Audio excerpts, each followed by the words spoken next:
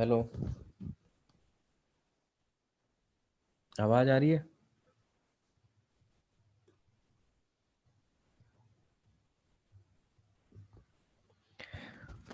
Hello. जिसको आवाज नहीं आ रही दोबारा बताओ एक बार। अभी अभी तक तो मैं बोल ही नहीं रहा था।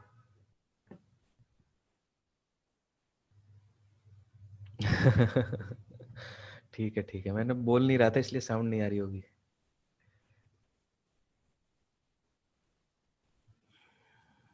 चलो, तो लेट्स स्टार्ट।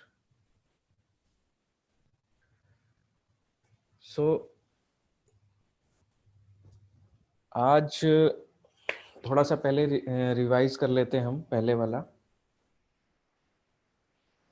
कि अभी तक हमने क्या पढ़ा है, और अभी जो नेक्स्ट स्टेप जाएगा वो ज़्यादा लंबा नहीं है, वो बहुत शॉर्ट है और सिंपल एंड स्ट्रेट है। मतलब पर्टिकुलर आपका सिग्नल इनपुट हुआ या आपका स्टेट डिसेबल हुआ, जो भी S4 S5 S3, और उसके बाद में जो भी आपका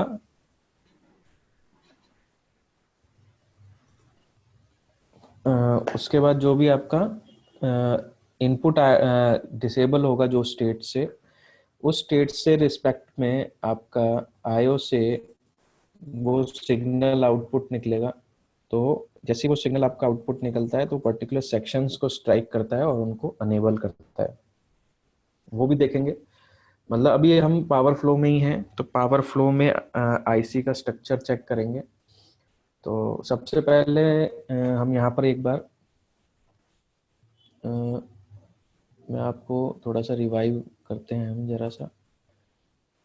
थोड़ा सा एक डायग्राम मैंने बनाया था, ये नज़र आ रहा है सबको? मैसेज से बता सकते हैं मेरे को।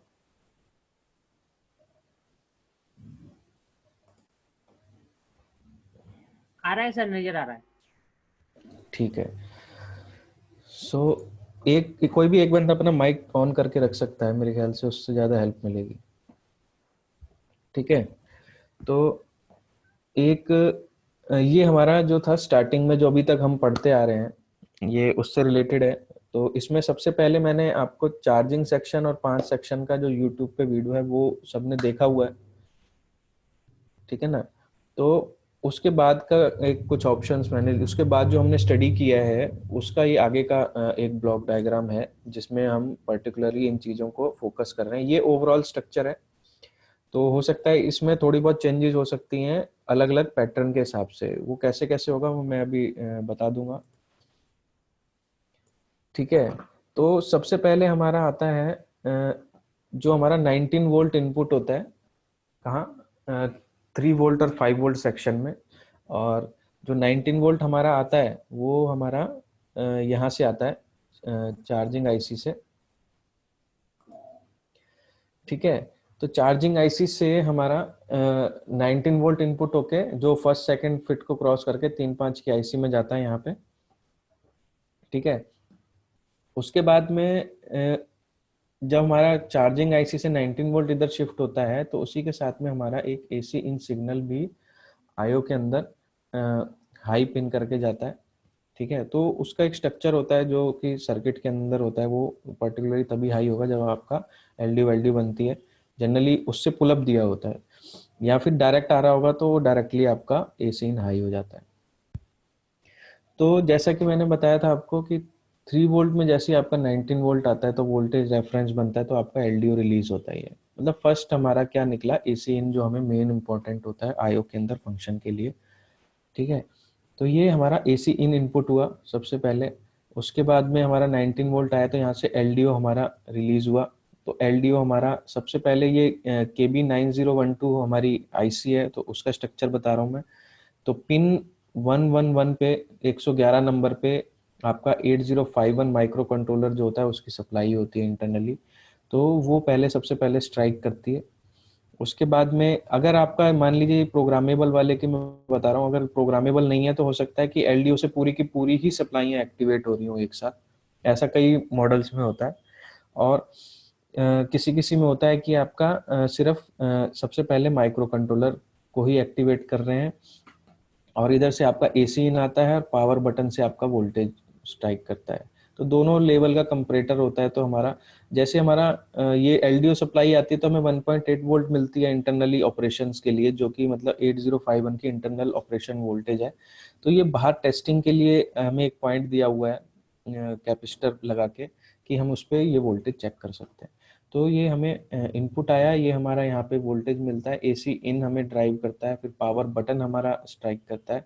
ये मतलब लॉजिक है, ये हाई रहता है तो ठीक है। अगर ये भी हाई है तो ये भी हाई होगा, तो हमारा क्या निकलेगा यहाँ से, ये 6 नंबर पे हमारा ईसी ऑन रिलीज होगा, जो कि हमारा 112 नंबर पिन पे था जो, ठीक है। तो वो हमारा ईसी ऑन हमारा वापस कहाँ जाता है, 3-5 की आईसी में, और हमारी दोनों की दोनों 5 वोल्ट और 3 वोल्ट की सप्लाई जनरेट हो जाती है। ये ईसी साइड का फंक्शन है, ठीक है। ये ईसी साइड का फंक्शन है एलडीओ से रिलेटेड। और सेम ऐसा ही एलडीओ जब हमारा रिलीज होकर आरटीसी सेक्शन में जाता है, ठीक है, आरटीसी वीसीसी बनती है, 32.78 की क्लॉक बनती है, उसके साथ में ही आरटीसी रेजिस्टेंस के थ्रू क्रॉस करके आपका रीसेट को हाई करता है, इंट्रूडर को हाई करता है, वीआरएम को अनेबल करके रखता है, और एक डीप स्लीप मोड वीआरएम, उसका भी अनेबल पॉइंट आरटीसी से ही जाता है।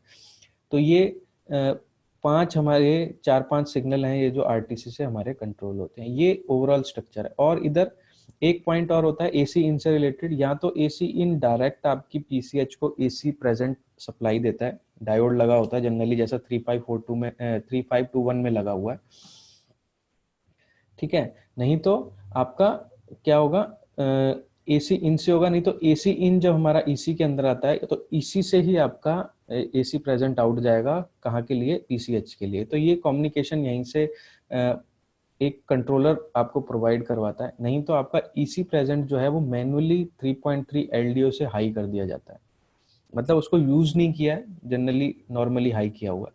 यानी जब तक एलडीओ नहीं बनेगा तब तक एसी प्रेजेंट सिस्टम को पता नहीं चलेगा। तो अभी इस केस में क्या होता है कि इसमें दो ऑप्शन होते हैं, आपका 19 वोल्ट इनपुट है और एक बैटरी से इनपुट है। तो जब आपका बैटरी इनपुट होता है तब एसी इन नहीं आता है, ठीक है। जब आपका एसी इन बैटरी से नहीं आता है तो आपका ईसी ऑन रिलीज नहीं होता है, ठीक है।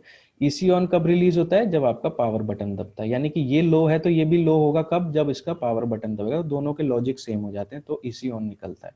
लेकिन जब एडाप्टर लगा होता है तो ईसी ऑन हाई होता है, तो ये ऑलरेडी हाई होता है, 3 वोल्ट से पुल अप दिया था, तो दोनों कंडीशन मैच करती है तो ईसी ऑन निकलता है।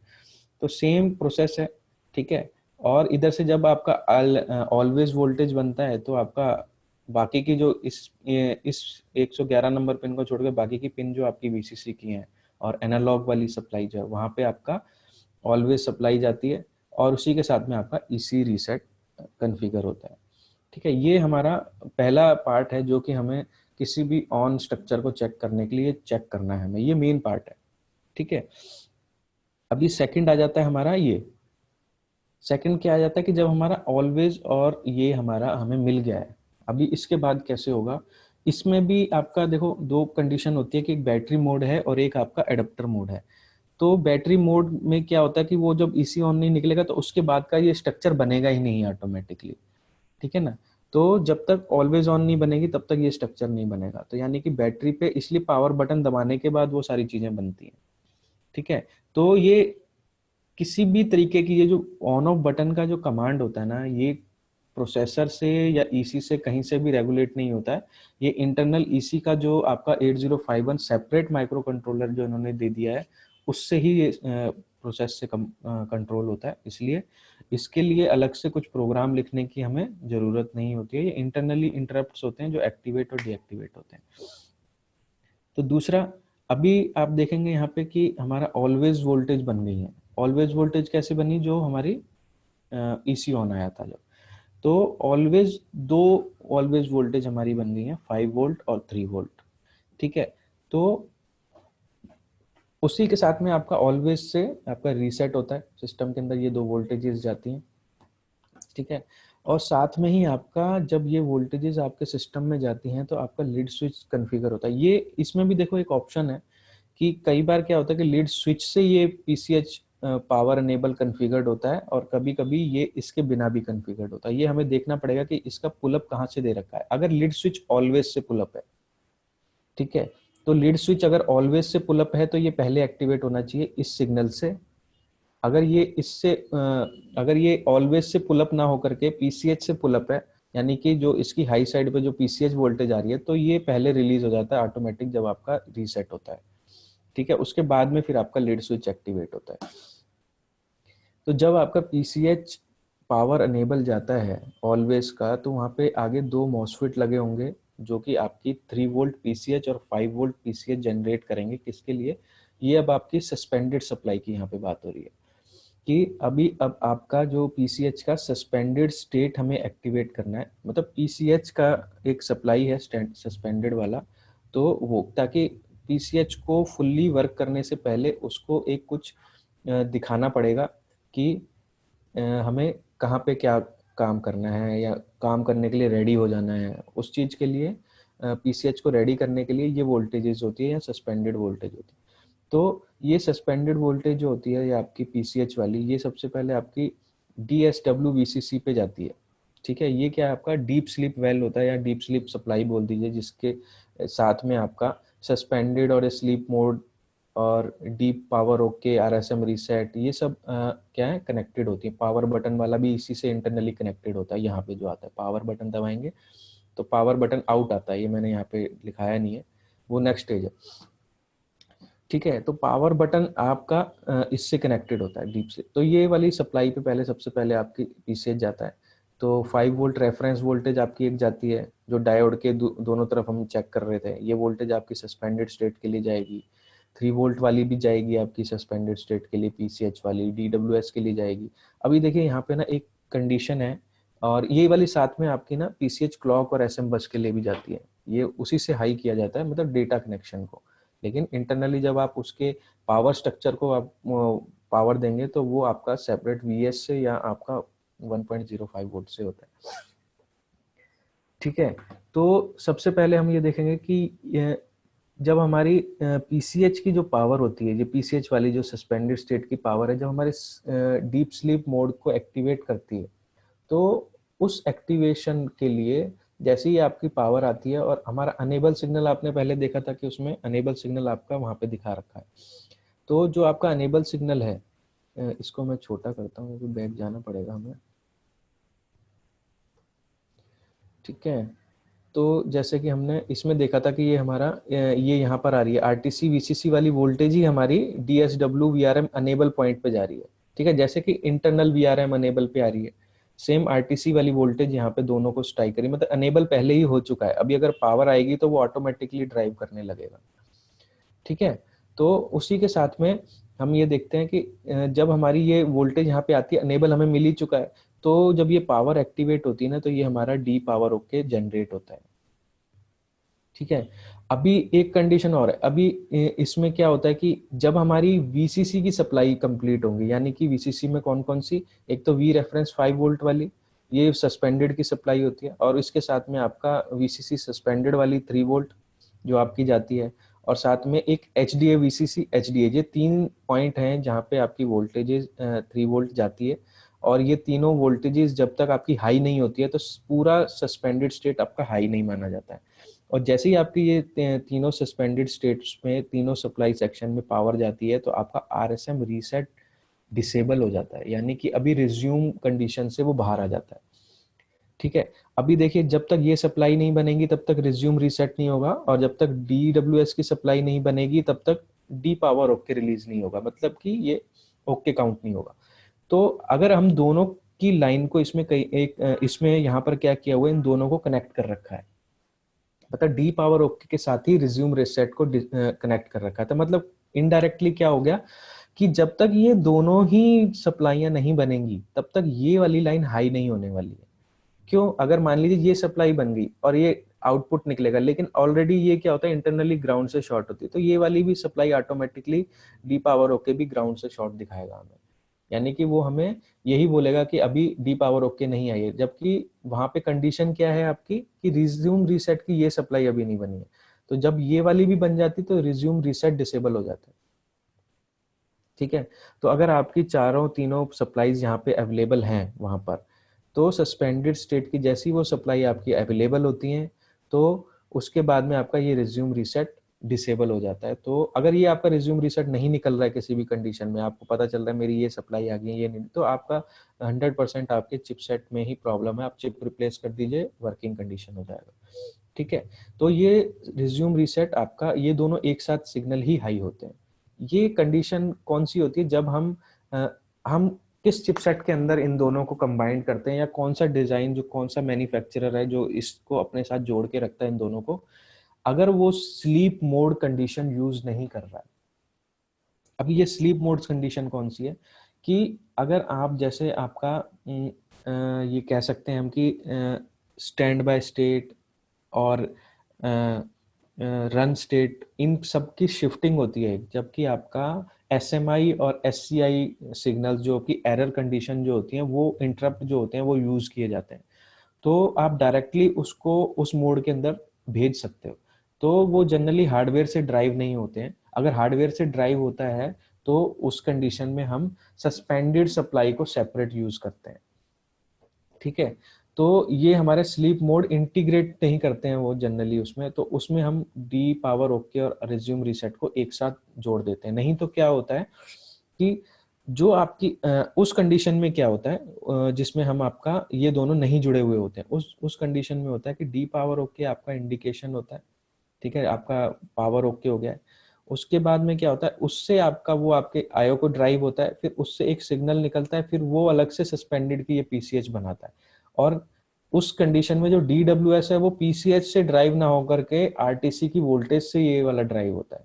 ठीक है, इसको सबसे पहले एक्टिव किया जाता है, क्योंकि फिर इसके बाद में क्या होता है, जब आपका ये सिग्नल जाता है तो पावर ये वाला पहले जाता है, इसकी जगह पे हम उस समय एसएलपी सस्पेंडेड सिग्नल को यूज करते हैं। ठीक है, तो उस कंडीशन में जब आपका पावर ओके जाता है तो आपका सिस्टम क्या होता है, पीसीएच जो होता है आपका, वो एक वार्निंग सिग्नल ईसी को देता है और ईसी एक्नॉलेजमेंट सिस्टम वापस देता है। उसके बाद फिर ये एसएलपी सस्पेंडेड सिस्टम इस सिस्टम को जाता है इसमें यहाँ पे आपके ईसी पे। उसके बाद ये सिग्नल रिलीज होता है। यानी कि चिपसेट जो है वो पहले बताता है कि मैं सस्पेंडेड स्टेट के लिए सप्लाई जनरेट करने वाला हूँ, उससे पहले का सारा फंडा आपका ओके है कि नहीं है। तो ये यहाँ पर डिजाइन में दो कंडीशन है, कि जब हम आपका डी पावर ओके और रिज्यूम रीसेट एक साथ कनेक्टेड है, तो उस कंडीशन में एसएलपी सस्पेंडेड सप्लाई को हम ईसी को ड्राइव करने के लिए यूज नहीं करेंगे। ठीक है, अगर हम ये दोनों सेपरेट हैं तब उस कंडीशन में हम यूज करते हैं। और उस कंडीशन में कई बार हमने देखा कि रिज्यूम रीसेट जो है वो बाद में बटन प्रेस करने के बाद में रिलीज होता है। ऐसा हम पहले कोर टू ड्यू या डुअल कोर वाले प्रोसेसर्स में करते थे। तो ये क्या है हमारा, ये एक आर्किटेक्चर है। उसके बाद में क्या होता है, जब ये दोनों आपका रिज्यूम रीसेट आपका डिसेबल हो जाता है, तो उसके बाद में एक कंडीशन होती है कि जब आपका डी पावर ओके एकदम हाई होगा, यानी इस पे आपका ये हाई होगा, यानी कि ये दोनों हाई होंगे, तो उसके बाद में आपका एसएलपी सस्पेंडेड हाई होता है।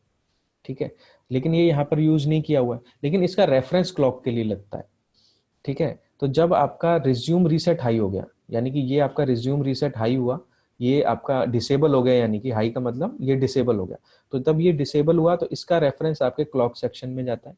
ठीक है, और एसएलपी सस्पेंडेड का जब आपका डिसेबल होता है, यानी कि ये कब डिसेबल होगा, जब डी पावर ओके आपका अनेबल हो जाएगा, यानी कि ये रिज्यूम रीसेट के साथ ही हो रहा है यहाँ पे। तो जैसे रिज्यूम रीसेट हुआ तो यहाँ पे से आपका क्लॉक जनरेट होके आपके ईसी पे जाएगा, और जब आपका क्लॉक जनरेट होके ईसी पे जाएगा, उसके बाद में आपका बायोस का ट्रांजैक्शन चालू होगा। यानी कि अब मेन जो फंक्शंस हैं क्लॉक से रिलेटेड, जो आपका प्रोग्रामिंग है, चिप सिलेक्ट है, अभी ईसी क्या करेगा, अब ईसी एक्टिवेट हो गया और वो बायोस के अंदर के प्रोग्राम्स को रीड करेगा। अभी उसका कम्युनिकेशन डेटा के साथ में चालू होगा, यानी क्लॉक आना यहाँ पे आपका जरूरी है। ठीक है, और इसके बाद में क्या होता है, इसके बाद में ही आपका क्या है, या तो अगर आपका पहले से ड्राइव है तो ये सिग्नल आपका नहीं निकलेगा, अगर निकल गया है तो ये बाद में ड्राइव होगा। तो ये ड्राइव में आपको पहले लीड स्विच चेक करना पड़ेगा, क्योंकि बटन जो है वो एसएमआई जनरेट करता है। अगर कोई एसएमआई बीच में होगा, ये लीड स्विच क्या है, एक तरीके का एसएमआई रिंग इंडिकेटर है कि हमारा इसका लॉजिक जो है, हमारे ईसी के लॉजिक जो मिनिमम रिक्वायर्ड लॉजिक है वो कंप्लीट है। तो पावर बटन क्या करता है, फिर आपका वॉक इवेंट असर्ट करता है, यानी कि आपके वो जो सिस्टम को वॉकअप करना है उसका सिग्नल रिलीज करेगा। तो जब आपका ये बटन दबाया जाएगा उसके बाद में, तो यहाँ पे से आपका फिर पावर बटन आउट निकल के कहाँ जाता है, पीसीएच के अंदर जाता है। ठीक है, तो पीसीएच के अंदर जब बटन जाता है, ठीक है, तो उससे पहले मैं आपको एक चीज बताना भूल गया ये कि जब हमारा ये D power okay resume reset disable हो जाता है, तो हमारे S L P S five और ये 3 अनेबल सिग्नल होने चाहिए, यानी कि इनके ऊपर वोल्टेजेस नहीं होनी चाहिए। तो ये असर्ट करता है ये सिस्टम जो सस्पेंडेड स्टेट का जो है डीप स्लीप मोड का, तो ये डीप स्लीप क्या करता है, इसको एक्टिवेट कर देता है कि अभी सिस्टम जो है इन स्लीप्स मोड के अंदर है। कौन से, S5 स्लीप मोड में, S4 स्लीप मोड में और S3 स्लीप मोड में है। ठीक है, सस्पेंडेड स्टेट्स में अभी ये घुसा हुआ है, इस स्लीप मोड में सिस्टम है, यानी कि ये हैश होते हैं तो इन पे वोल्टेज नहीं होनी चाहिए। ठीक है, तो ये आपका सिस्टम यहाँ पे एक्टिवेट होता है इन पर्टिकुलर स्टेट्स में। तो जब पावर बटन आपका दबता है तो ईसी क्या रिलीज करता है, पावर बटन आउट रिलीज करता है सिस्टम के अंदर, और वो पावर बटन जो आउट है वो आपका लो एक्टिव होता है किसमें, पीसीएच के अंदर। ठीक है, तो पीसीएच के अंदर वो लो एक्टिव होता है, तो जैसे ही आपका पावर बटन लो होता है पीसीएच का, तो वो बोलता है कि अभी आपका जो सेकेंडरी जो आपके स्टेट्स हैं वो एक्टिवेट होने चाहिए। तो इसके बाद में जब आपका इंडिकेशन आपका सिस्टम में जाता है तो S5 एक्टिवेट डीएक्टिव होता है सबसे पहले। उसके बाद में जब S5 डीएक्टिव होता है तो उसके बाद S4 डीएक्टिव होता है, और S4 जब डीएक्टिव होता है तो उसके बाद S3 डीएक्टिव होता है। ये सीक्वेंस है, इसके लिए कोई फीडबैक नहीं है। यानी कि जब आपका S5 डीएक्टिवेट हुआ है तो उसके बाद में S3 डीएक्टिवेट होना ही होना है, या S4 डीएक्टिवेट होना ही होना है। बस उसमें क्या है कि आपका टाइम डिले होता है, आरसी सर्किट इंटीग्रिटी उसमें इंटीग्रेट किया होता है कि वो आरसी सर्किट के हिसाब से आपका वो एक्टिवेट डीएक्टिवेट होता है। टाइमिंग लैच होता है 30 मिली सेकेंड या 30 माइक्रो सेकेंड्स का, इन तीनों के बीच में टाइमिंग डिले होता है। तो वो आप डीएसओ से कैच कर सकते हो कि ये कितने माइक्रो सेकेंड पे आपका डिले टाइम हो रहा है। तो उसके बाद में ये डीएक्ट होता है, तो उसके बाद में आपका सिस्टम से आउटपुट निकलता है, वो देखते हैं अभी। ठीक है, तो ये हमारा ये है, एक ये है स्लीप मोड। ये मैंने जो अभी आपको बताया कि स्लीप मोड यूजेज जब होती है तो उसमें हमारा क्या होता है कि PCH perform system sus warning और acknowledgement handshake ensure to platform ready to enter sleep mode. ये कब होता है, जब ये रिवर्स के लिए बताया हुआ है कि जब आपका पावर बटन हम प्रेस करते हैं तो हमें, जैसे हमारा S0 स्टेट में कोई सिस्टम पड़ा हुआ है, ठीक है, तो जब हम क्या करते हैं पावर बटन प्रेस करते हैं तब भी हमारा वार्निंग और एक्नॉलेजमेंट सिस्टम हैंडशेक करता है ईसी और पीसीएच के बीच में, ये बताने के लिए कि मैं कुछ देर के अंदर आपका शट डाउन होने वाला हूँ, या हम स्टैंड बाय स्टेट में जाने वाले हैं, या हम हाइबरनेट स्टेट में जाने वाले हैं। तो उससे क्या होता है कि वो हमारा फिर क्या करता है कि वो सिस्टम उस स्टेट में जाता है, तो उससे पहले वो क्या करते हैं कि उसको एस एल पी सस हैश वाली जो सप्लाई है उसको क्या कर देता है, वो लो कर देता है। तो ये वाला सिस्टम क्या होता है, जब हम हार्डवेयर लेवल पे ये चीज कॉन्फ़िगर करके रखते हैं शुरू से ही, तो ये सिस्टम के अंदर डिजाइन के अंदर ही ये मैनेज किया जाता है चिपसेट और जो कि डिजाइनर है मदरबोर्ड का। तो उस केस में हम सस्पेंडेड सप्लाई के इस सिग्नल को यूज करते हैं। तो ये हमारा क्या होता है कि हम डीप स्लीप मोड में जा रहे हैं कि नहीं जा रहे हैं, ये हमारा इंडिकेशन हमारा इससे यूज किया जाता है।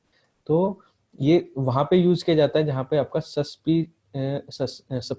ये सस्पेंडेड सप्लाई है सिग्नल वाला ईसी के साथ में कम्युनिकेशन होता है, तो वहां पे एक्नॉलेजमेंट और ये सब यूज किया जाता है कि प्रॉपर टाइमिंग की वजह से एक सिस्टम शट डाउन हो सके प्रॉपर तरीके से।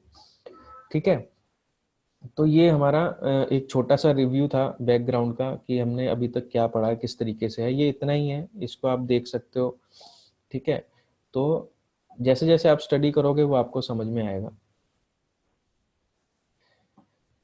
ठीक है, और अभी हमारा नेक्स्ट क्या आ जाता है, हमारा नेक्स्ट आ जाता है अभी जब हम पावर बटन प्रेस करेंगे। हाँ, सर हाँ जी, पूछिए सर, पूछिए। सर वो आरएसएम आरएसटी के बारे में और थोड़ा बताइए और डीप स्लीप में। हाँ ठीक है सर, मैं एक बार बता देता हूँ आपको। सर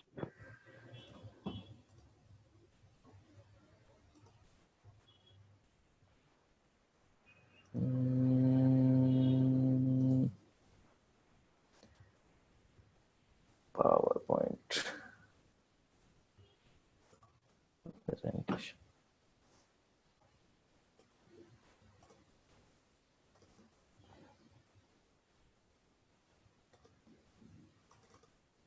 ठीक है, जैसे कि ये दिखाई दे रहा है ना सबको। देखिए ये लॉजिक थोड़ा सा मेरे ख्याल से इसलिए इंडिविजुअल है क्योंकि ये जनरली आपने शायद पहली बार सुना होगा, मैं ये हो सकता है किसी ने पढ़ा हो, लेकिन इतनी डीपली कोई उस पर देखता नहीं है। तो इसमें मैं आपको बताता हूँ कि कहाँ गया ये।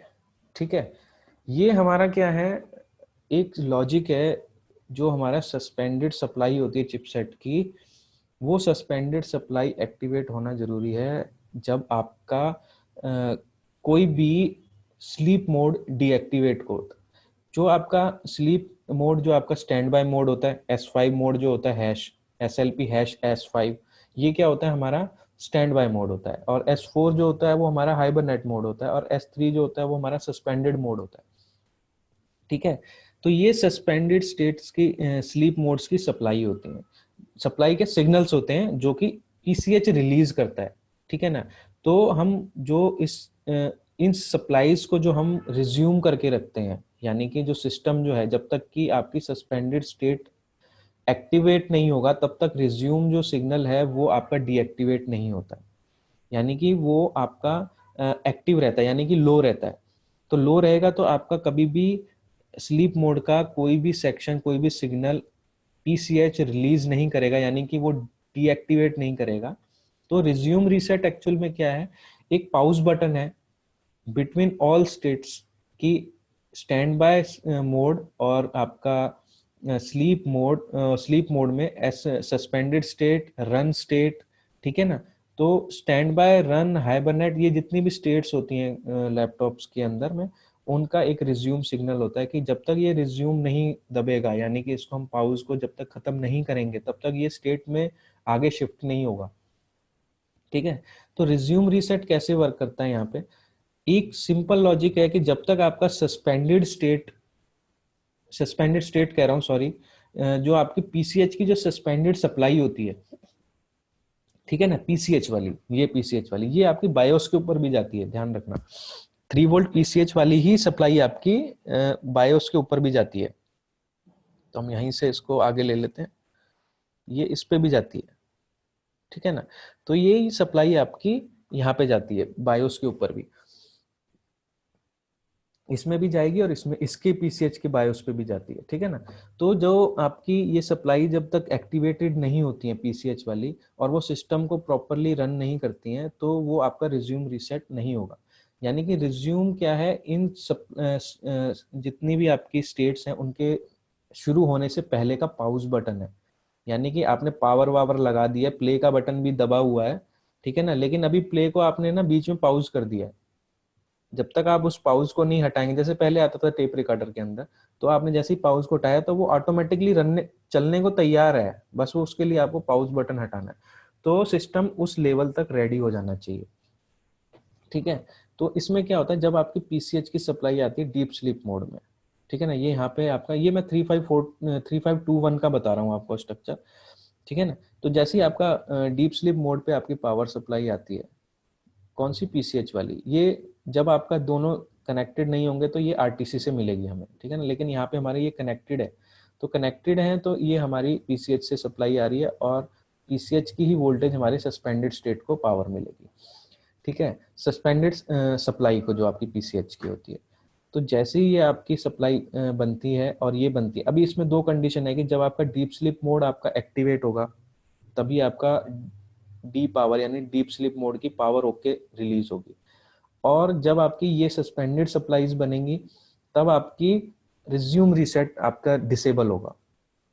यानी कि इस पे 3 वोल्ट तब आएगी जब ये सप्लाईज बन जाएंगी, और जब आपका डीप स्लीप मोड की सप्लाई बनेगी तो डी पावर ओके आपका हाई हो जाएगा। तो अगर इन दोनों को हम जोड़ देते हैं तो जब तक ये दोनों हाई कंडीशन के लिए कन्फिगर नहीं होंगे तब तक ये वाला आपका सिग्नल हाई नहीं होगा, यानी रिज्यूम रीसेट जो है वो हाई अनेबल नहीं होगा। अभी एक चीज ध्यान रखना कि ये ईसी के अंदर भी कनेक्टेड है। ठीक है ना, ईसी के अंदर ये बाई डायरेक्शनल वर्क कर रहा है, ये अंदर इंटरनली आपके लॉजिक से कन्फिगर है। तो इसके भी कुछ स्टेट्स हैं जिसकी वजह से रिज्यूम रीसेट नहीं होता, यानी कि आपका ईसी रीसेट होना चाहिए या ईसी में प्रॉपर पावर होनी चाहिए। ठीक है, तो रिज्यूम रीसेट तब तक आपका अनेबल नहीं होगा। तो रिज्यूम रीसेट में आपका डी पावर ओके और ये दोनों कनेक्टेड हैं, तो यानी कि इन दोनों की जब तक कंडीशन नहीं फुलफिल होगी हाई होने के लिए, तब तक ये आपका रिज्यूम रीसेट अकेला ही हाई नहीं होगा जब तक। ठीक है, तो अगर मान लीजिए ये दोनों कनेक्टेड ना हो तो रिज्यूम रीसेट कब हाई होगा, जब आपका वीसीसी वाली सस्पेंडेड की सप्लाईज बन जाएंगी। ठीक है, वो मैं अभी दिखा देता हूँ कौन कौन सी है, मैंने दिखाई भी थी, फिर भी एक बार मैं उसको दिखाता हूँ सिस्टम के अंदर कौन कौन सी है वो। ठीक है, तो उसके बाद में ही आपका रिज्यूम रीसेट। ये एक चीज देखिए कि ये वाली कंडीशन रिज्यूम रीसेट वाली कब आएगी,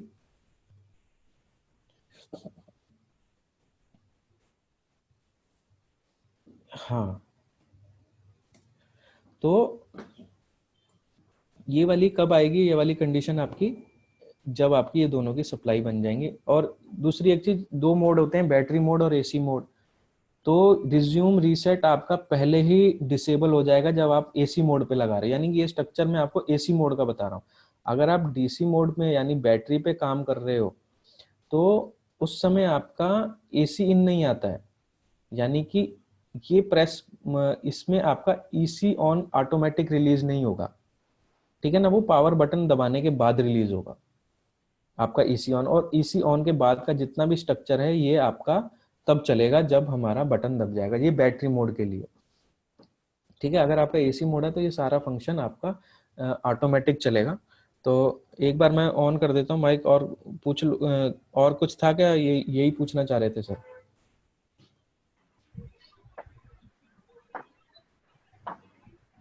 दीपक सर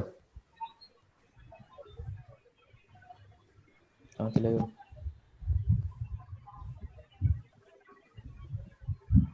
भाई किसने पूछा था ये मेरे से रिज्यूम रीसेट का? सर हो गया, ठीक है।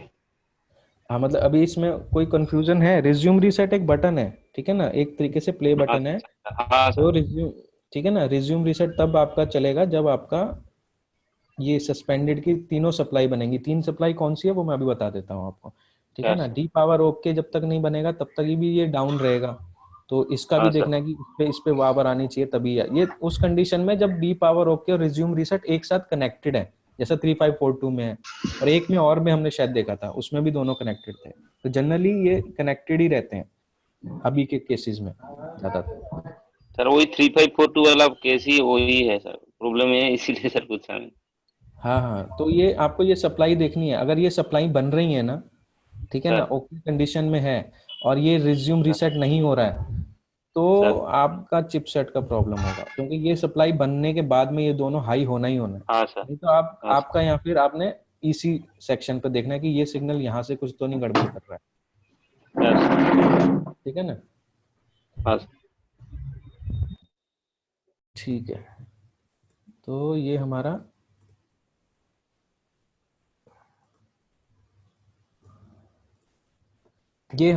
ईसी आ गया है। ठीक है, तो इसमें हम एक बार पीसीएच वाला मैं दिखा देता हूँ, ये रेफरेंस कहाँ पर है, ये रहा आपका। ठीक है ना, देखो ये पीसीएच वाली ये है, एक तो ये आपकी वीसीसी सस, ये आपका सिग्नल होता है। ठीक है ना, ये वीसीसी ये चिपसेट के अंदर आपको मिलेगा ही मिलेगा लिखा हुआ, क्योंकि ये चिपसेट की पिन के नंबर्स हैं, तो ये वाले हर एक किसी में एक जैसे ही रहते हैं। ठीक है ना, ये चेंज नहीं होते, लेकिन ये चेंज हो जाते हैं जो रेड कलर से लिखे हुए हैं। तो जिन पॉइंट्स पे ये सब, एक तो ये वाली सप्लाई है जो आपकी सस्पेंडेड सप्लाई काउंट होती है चिपसेट के अंदर, ये सप्लाई आपकी आनी जरूरी है। किससे आ रही है, देखो पीसीएच से ही आ रही है। ठीक है ना, ये हाई हो रहा है, यहाँ से ये वोल्टेज आएगी, इन सबको मिलेगी। उसके साथ में ये पीसीएच ये भी आएगा आपका, ये सस्पेंडेड वाली सप्लाई है सारी। दूसरा, एक ये पीसीएच 5 वोल्ट रेफरेंस वाली, ये वाली सप्लाई कहाँ से आ रही है, देखो ये डायोड के दोनों तरफ है ना, एक तरफ 3 वोल्ट और एक तरफ 5 वोल्ट आपको मिलेगा। ये जनरली एचएम के आसपास एक डायोड होता है, उसके दोनों तरफ ये वोल्टेज मिलती है। तो अगर ये दोनों वोल्टेज भी मिलती है ना, तो भी आप अंदाजा लगा सकते हो कि चिपसेट के अंदर ये दोनों सप्लाई तो एटलीस्ट जा रही है।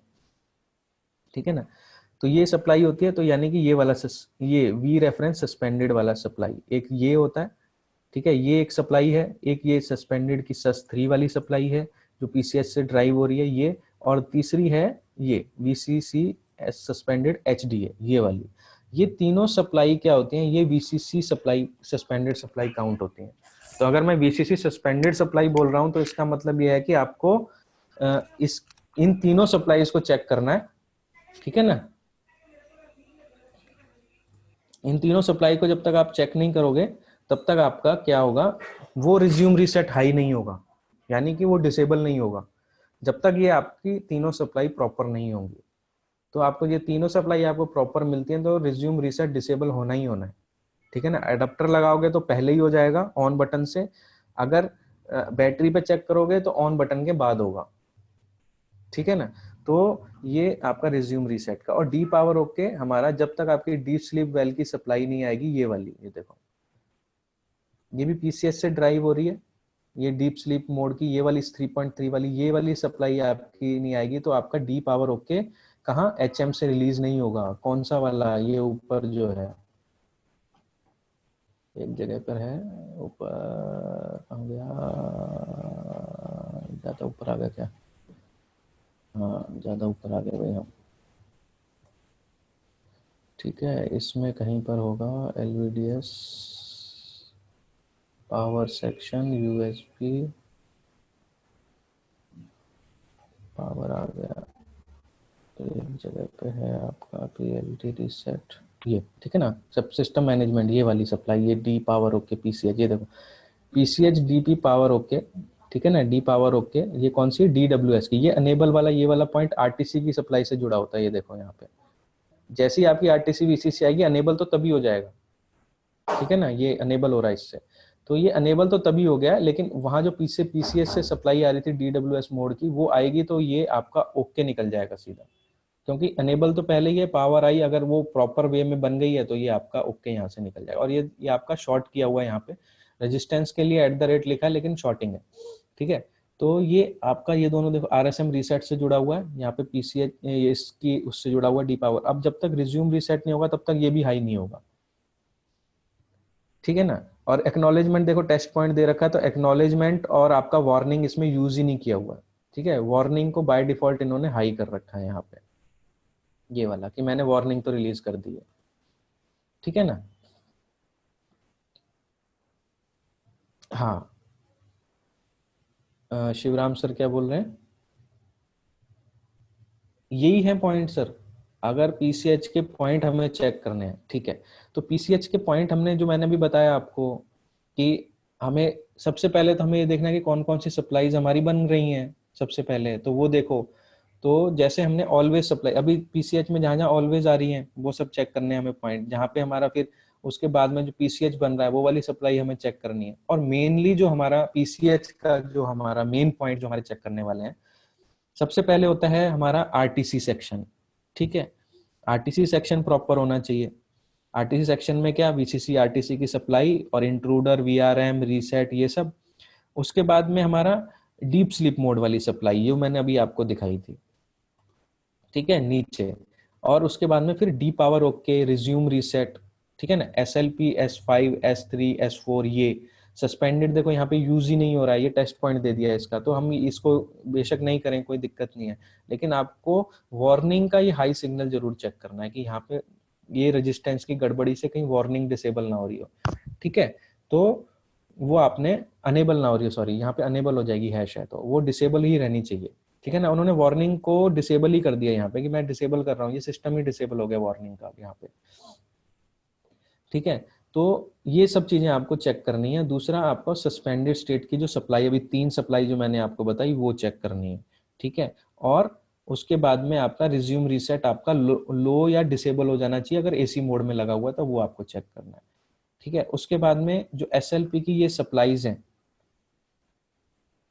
ये सप्लाईज पे वोल्टेज नहीं होनी चाहिए। कई बार क्या होता है, सिस्टम अंदर से डैमेज होता है तो यहाँ पे वोल्टेज ऑटोमेटिक आती है। 1 वोल्ट क्या मैं कह रहा हूँ, 0.7 0.5 वोल्ट भी नहीं होनी चाहिए इनके ऊपर, ठीक है। तो ये आपकी सारी वोल्टेज आपको ये चेक करनी है। और इधर से एसी इन देखो, यहाँ से सीधा एसी इन ड्राइव कर रहा है इस जीनर डायोड के थ्रू, तो एसी प्रेजेंट की इंफॉर्मेशन एसी इन से मिल रही है इसको यहाँ पे।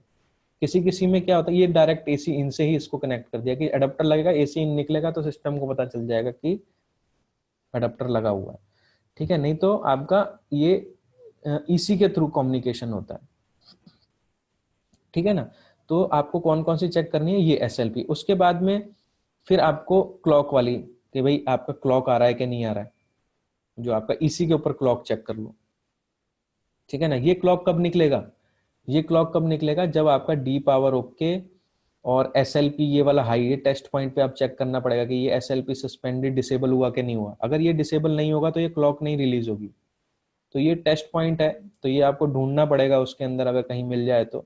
बाकी जनरली इंटरनली अगर ये कहीं से कनेक्टेड नहीं होता है तो ये जनरली डिसेबल हो ही जाता है, ठीक है ना। तो ये जब, ये कब डिसेबल होगा, जब आपका D पावर ओके अनेबल हो जाएगा। जैसे ही आपका D पावर ओके अनेबल होता है ना, तो ये आपका सस्पेंडेड वाला डिसेबल हो जाएगा। ये इंटरनली आपस में कनेक्टेड होते हैं, तो आप इसको चेक कर लो। अगर ये कब डिसेबल होगा, जब रिज्यूम रीसेट डिसेबल हो जाएगा, ठीक है ना। अभी मान लीजिए आप सिस्टम में कंफ्यूज हो गए क्या कि D पावर ओके भी नहीं निकल रहा है और रिज्यूम रीसेट भी लो है, दोनों ही।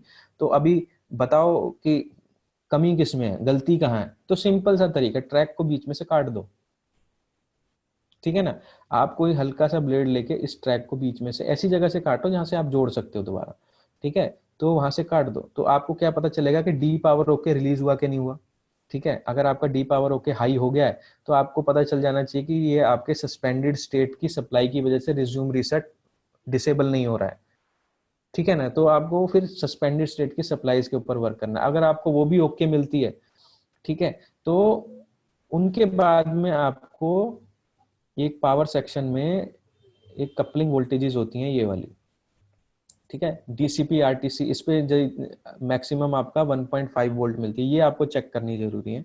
ये डीकपलिंग वोल्टेजेस आपको आपको पर्टिकुलर सेक्शन के बारे में बता देते हैं कि किस सेक्शन में प्रॉब्लम है PCH के, ठीक है। तो जैसे आपका ये है SST है, जो आपका सस्पेंडेड स्टेट ओके है कि नहीं है, ठीक है ना, उसका ये है। और सस्पेंडेड स्टेट डीएक्टिवेट हुआ, मतलब इंटरनल आपका एक्टिवेट हुआ कि नहीं हुआ, उसमें आपकी ये डीकपलिंग वाली सस्पेंडेड वाली ये, यानी कि जो हमारी ये 3 वोल्ट वाली सप्लाई यहाँ पे आ गई, ठीक है, अभी भी रिज्यूम रीसेट नहीं निकल रहा है। ये वाली सप्लाई भी आ गई, अभी भी रिज्यूम नहीं निकल रहा है, या रेफरेंस मिल रहा है, अभी भी रिज्यूम नहीं निकल रहा है। तो ये आपने डीकपलिंग वोल्टेज चेक कर लेनी है यहाँ पे। अगर 1.05 मिलती है इसके ऊपर, देखो अभी मेन वोल्टेज नहीं बनी है, उसके बिना ही यहाँ पे आपको 1.05 वोल्ट मिलेगी इंटरनली। जो आपका इंटरनल VRM सेक्शन जिसको अनेबल करता है RTC वाला सिग्नल, वो ये वाली सप्लाई होती है।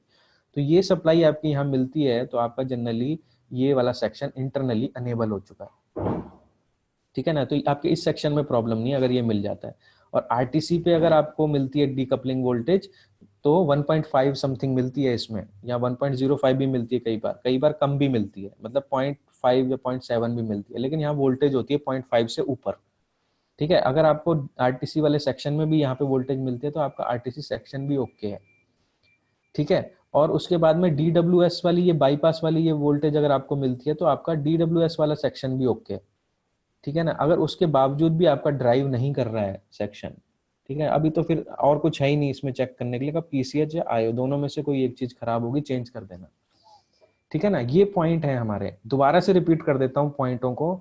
अगर आप कॉपी पेन ले रहे हो तो मैं 1 मिनट रुकता हूँ, आप उनको लिख सकते हो, ठीक है ना। नहीं तो मैं आपको ये स्लाइड दे दूंगा, आप ऐसा करना, आप लिखो मत, मैं आपको ये स्लाइड दे दूंगा, दोनों वाली ना, ये दोनों स्लाइड्स आपको देता हूँ, उससे आप चेक कर लेना, आपके लिए बना हुआ है सारा कुछ, ठीक है ना। मैं आपको शेयर कर दूंगा।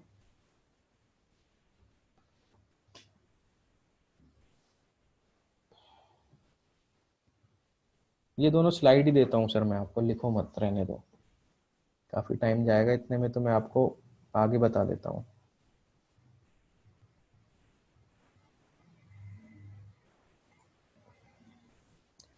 आई विल शेयर, मैसेज डाल देता हूँ, सब पढ़ रहे हैं तो,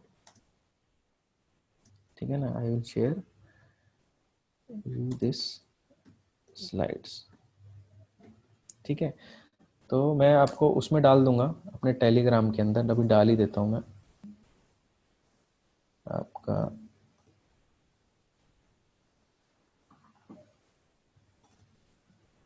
ठीक है, आपके टेलीग्राम में डाल देता हूँ।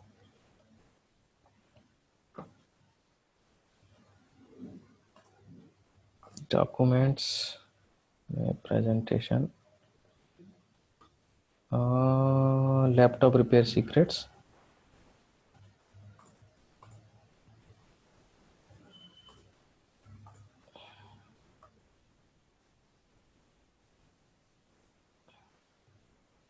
ठीक है, ये प्रेजेंटेशन मैंने पीपीटी आप टीएक्स आपको भेज दिया। अगर ये आपके पास में अभी मैंने डाल दिया है, देख सकते हैं सब। ठीक है, तो इसमें क्या है कि अगर आपको कुछ और अल्टरनेशन मिलता है तो इसी को आप फर्दर एडिट करके आपस में शेयर कर सकते हैं, कुछ नई चीज आपको डेवलप मिल जाए तो। नहीं तो आगे और बना सकते हैं कि आगे और क्या क्या होता है इसमें। ठीक है, यहाँ तक किसी को कोई प्रॉब्लम नहीं है ना? मैं आगे वाला बताता हूँ फिर पावर बटन प्रेस करने के बाद क्या होता है। ठीक है ना, बता दीजिए मेरे को एक बार। ठीक है, आगे बढ़ते हैं। ठीक है, तो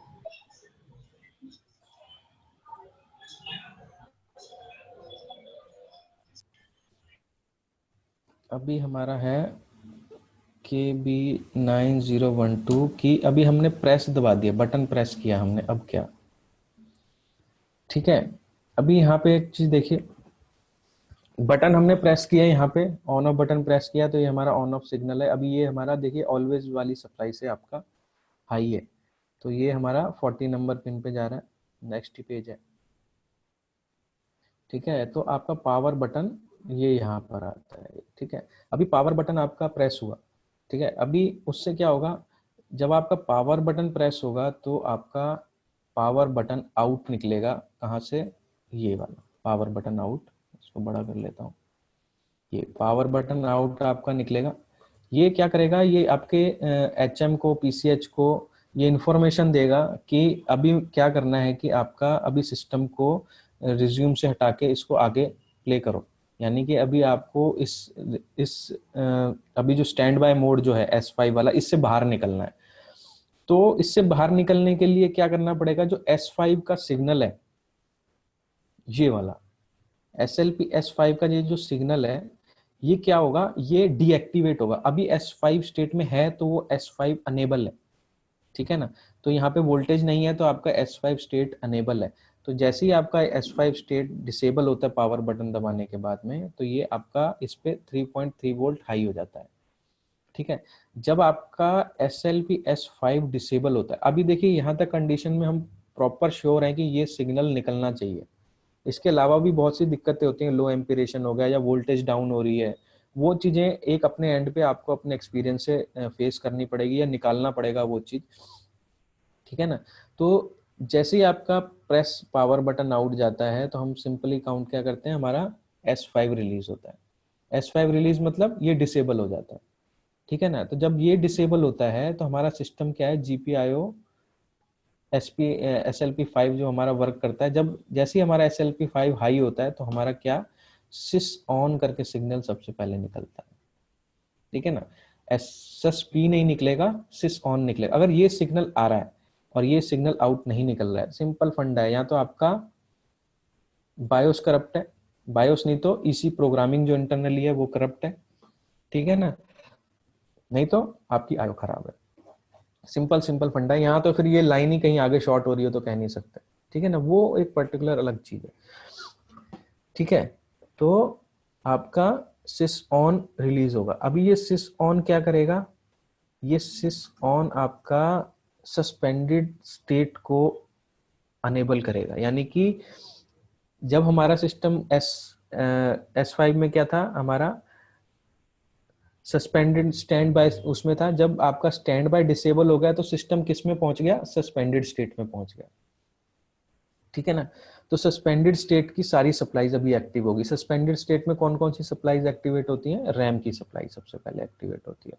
और दूसरा, चिपसेट के अंदर जो आपके सस्पेंडेड सप्लाई जो है, मतलब यानी कि आपकी जो 3 वोल्ट और 5 वोल्ट है, वो फर्दर आगे आपकी कोर वोल्टेज की रेफरेंस के लिए आगे वर्क करती है। यानी कि जब तक ये सस्पेंडेड वोल्टेजेस आपकी चिपसेट के अंदर नहीं जाएगी, यानी आपके HM PCH में नहीं जाएगी, उसको अनेबल के लिए रेफरेंस वोल्टेजेस नहीं मिलेंगी, तो क्या होगा कि वो सिस्टम आपका 1.05 वोल्ट अनेबल नहीं करेगा। ठीक है, उसके लिए जो फर्दर जो वर्क है वो नहीं होगा। ठीक है, तो ये हमारा क्या है, सिस ऑन सिग्नल है। अभी सिस ऑन देखो कहाँ जा रहा है, ये सिंपल आपका रैम IC पे जाएगा। सिंपल, इसमें कुछ भी मंत्र नहीं है, यहाँ ऐसा कोई लॉजिक नहीं है कि इसके लिए कुछ अलग से करना पड़ेगा। ठीक है ना, तो ये हमारा है सिंपल। एक डेटा शीट उठा के आप इसमें देख सकते हो कि सिस ऑन जब आपका आता है यहाँ पे S5 स्टेट को, तो ये आपका रैम की इसमें सप्लाई जनरेट होती है, ठीक है ना। तो इसमें सबसे पहले अपना जो आईसीज को हम देखते हैं, क्या देखते हैं कि जो हमारा लॉजिक है, वोल्टेज इनपुट हमारा होना चाहिए, ठीक है। तो आपकी वोल्टेज इनपुट ये है, यहाँ पे 5 वोल्ट ऑलवेज जो आपकी आ रही थी, और सी एस चिप सिलेक्ट वाली जो वोल्टेज इन्होंने यहाँ पे दी हुई है, ये वोल्टेज आपकी दोनों हाई होनी चाहिए, और ये पावर वीडीडी वाली पावर ये आपकी हाई होनी चाहिए, ठीक है। और साथ में आपका 1.5 वोल्ट टी ऑन से जो आपकी 19 वोल्ट आती है, ये क्या है, ये फ्रीक्वेंसी जनरेटर, ये टी ऑन फ्रीक्वेंसी के लिए, ठीक है ना। टर्मिनेशन ऑन वोल्टेज है ये आपकी, जो मॉसफेट पे जो आप वोल्टेज बनाते हो, ये उसके हिसाब से ये आपकी वोल्टेज को यहाँ पे स्विचिंग को एक्टिवेट करेगी। तो ये आपकी 19 वोल्ट जो आती है यहाँ से, वही वाली आपकी यहाँ पर होती है, लेकिन ये 19 वोल्ट आपको शो करेगा यहाँ पे, थोड़ी कम 16-17 आपको यू शो करेगा, लेकिन जैसे ही आप सिस्टम ऑन करेंगे और जब जैसे ही आपका सस्पेंडेड सप्लाई इंटीग्रेट होती है, तो क्या होता है, ये इंटरनली इसका टर्मिनेशन वोल्टेज ऑन हो जाता है, तो ये रिड्यूस होकर 2 या 3 वोल्ट या 1 वोल्ट ऐसे रह जाती है, ठीक है। इस पे हैवी लोड आ जाता है एकदम से, क्यों, क्योंकि स्विचिंग सेक्शन आपका ऑन हो जाता है। तो अगर ये रिड्यूस हो जाती है काफी लो लेवल तक, तो आप समझ लीजिए कि ये आपका सस्पेंडेड इसकी सप्लाई जो है आपकी 1.5 वोल्ट, जिसमें इसमें जो अपनी DDR3 के लिए जो एक्टिवेट हो रही है, वो आपकी फंक्शन में आ जाएगी, ठीक है। तो सिंपल इसका यही है कि ये आपकी वोल्टेज यहाँ पर आई, 5 वोल्ट यहाँ पे मिली, ये जब आपकी सिस ऑन आएगी तो आपकी 1.5 वोल्ट बननी बहुत जरूरी है। अगर ये नहीं बन रही है तो आपकी आईसी में कुछ प्रॉब्लम है, ठीक है। तो ये 3 वोल्टेज यहाँ पे आई और आपकी सिस ऑन आई, तो 1.5 आपकी बनेगी। अभी ये देखिए कि वीपी ये वाली वोल्टेज अभी नहीं बनेगी आपकी, 0.75 वाली हाफ वोल्टेज जो वीटीटी है, वो अभी नहीं बनने वाली है, ठीक है। वो कब बनेगी, जब आपका सस पी वाली सप्लाई यहाँ पर आएगी, ठीक है ना। तो सस ऑन से सिर्फ यही वाली वोल्टेज बनती है, कौन सी, 1.5 वोल्ट, यानी कि आपको रैम की वोल्टेज, पावर बटन दबाने के बाद में सबसे पहले आपको रैम की वोल्टेज चेक करनी है, ठीक है। तो आपकी रैम की वोल्टेज अगर आपकी बनती है, तो ये आपका 1.5 वोल्ट वीएस आपका वीपी आपका बन जाता है यहाँ पे, ठीक है। और ये आपका रैम के लिए सप्लाई बनती है, इसमें मतलब रैम का सारा सेक्शन काम करता है।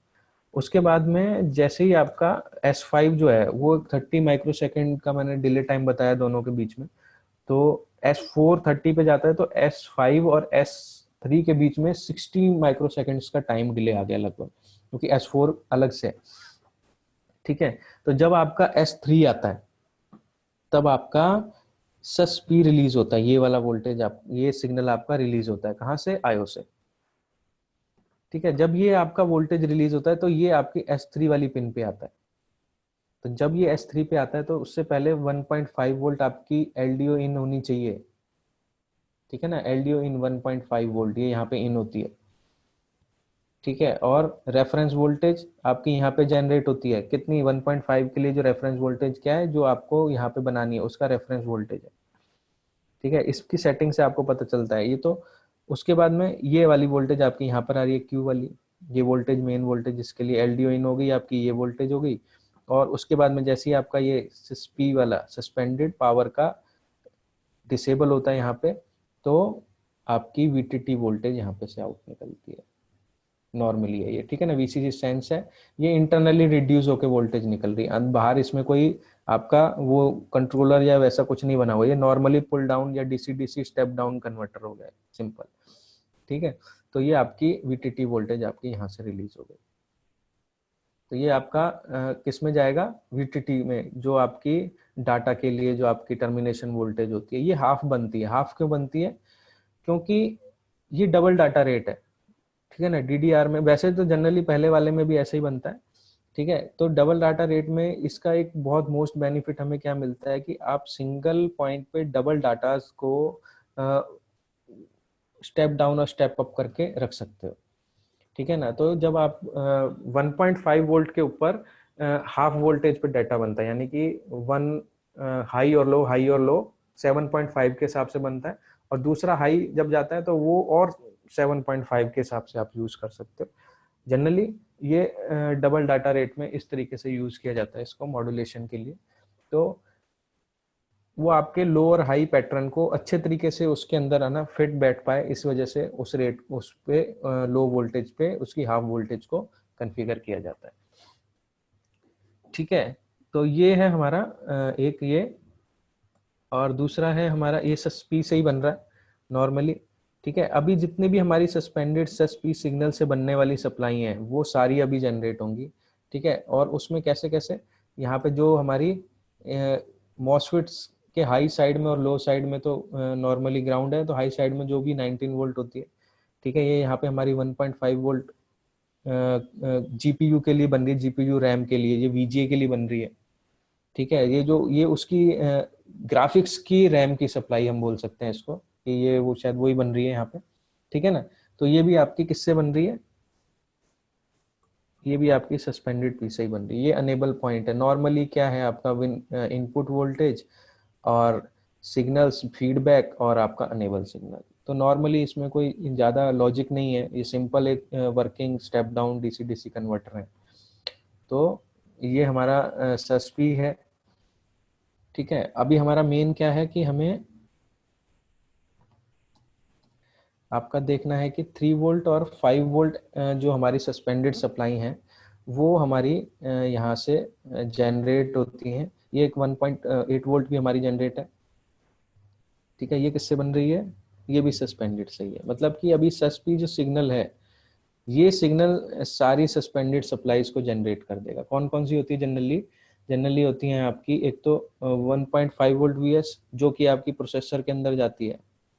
ठीक है ना, नहीं तो कई बार क्या होता है रैम से ही डायरेक्ट, अभी 3542 में तो जो रैम में जा रही है उसी सप्लाई को डायरेक्ट आगे कर दिया, बीच में मॉसफेट ही नहीं है। ठीक है, नहीं तो कईयों में अभी 3521 में शायद मॉसफेट लगा हुआ है बीच में एक।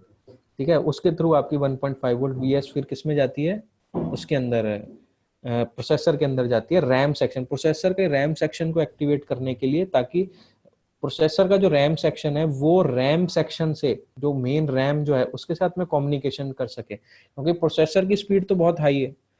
तो पर्टिकुलर एक सेक्शन अलग से प्रोसेसर के अंदर डिजाइन होता है जो कि रैम के साथ में कम्युनिकेशन करेगा। ठीक है, तो ये हमारी ऑलवेज है। सस्पेंडेड का हमारा कहाँ है, वीएस सप्लाईज का चार्ट होगा हमारा पूरा, नीचे होगा शायद।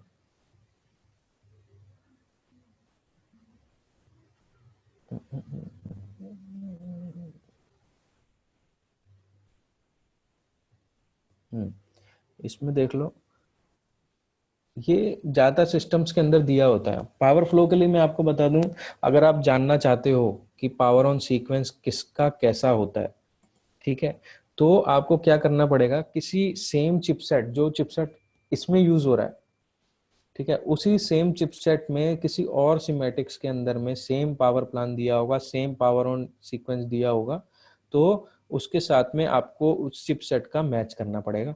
उस हिसाब से आपको मेन मेन पॉइंट आपको पता चल जाएंगे कि ये किस तरीके से यूज करते हैं।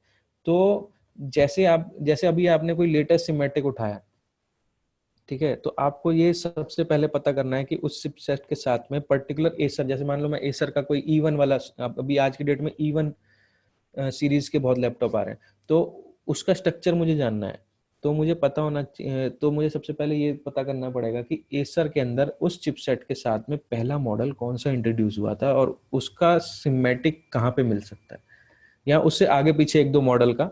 तो जनरली जब डिजाइन चेंज होता है या डिजाइन में कुछ फेरबदल करते हैं, तो उसकी इंफॉर्मेशन अपग्रेड वालों के अंदर तो रिटर्न में दी होती है, लेकिन अगर आप ऐसा ब्लॉक डायग्राम ढूंढना चाहते हैं तो वो उसके लिए आपको उसके जो स्टार्टिंग वाले जो आपके सिमेटिक्स हैं उनको उठाना पड़ेगा, क्योंकि उसके अंदर डिटेल्स होती हैं। उसके बाद में फिर आप पर्टिकुलर अपने जो आ रहे हैं ना, उनके अंदर इस तरीके के आपको ये चार्ट मिलेंगे, वर्जन चेंज लिस्ट। ठीक है, तो उस सिमेटिक के हिसाब से आप इसके सिमेटिक को आप जज कर सकते हो कि उस टाइम पे क्या था और अभी इन्होंने उसमें क्या चेंज कर दिया। तो पर्टिकुलर आप उस टाइम के लॉजिक का पता चल जाएगा जिस पे आप अभी वर्क कर रहे हैं। तो इसमें हम देख सकते हैं, देखो सस ऑन हमारा सिर्फ रैम की सप्लाई के लिए, ठीक है ना, यूज हो रहा है। ये एक सस ऑन और कहीं है और कहीं नहीं है। ठीक है, तो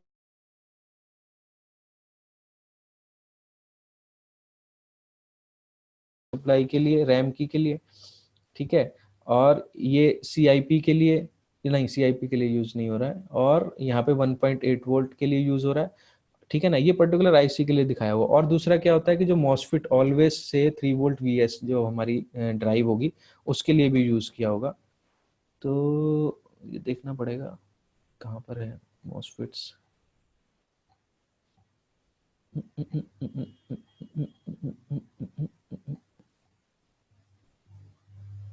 तो ऊपर ही कहीं है क्या?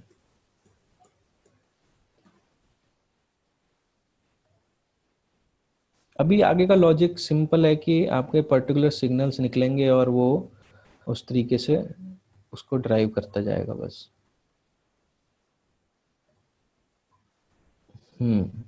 ठीक है, ये हमारे वीएस का लॉजिक है। देखो यहाँ पर जो हमें दिखा रखा है, जब हमारा पावर अनेबल आया था तो वो हमारा पीसीएच बना था ऑलवेज से, ठीक है ना, इस सिग्नल की वजह से जो मैंने सेकंड स्लाइड आपको दिखाया था। ठीक है, उसी के बाद में जब हमारा सस्पी आया, देखो अभी यहाँ पे हैश नहीं है, ये हैश गायब हो गया।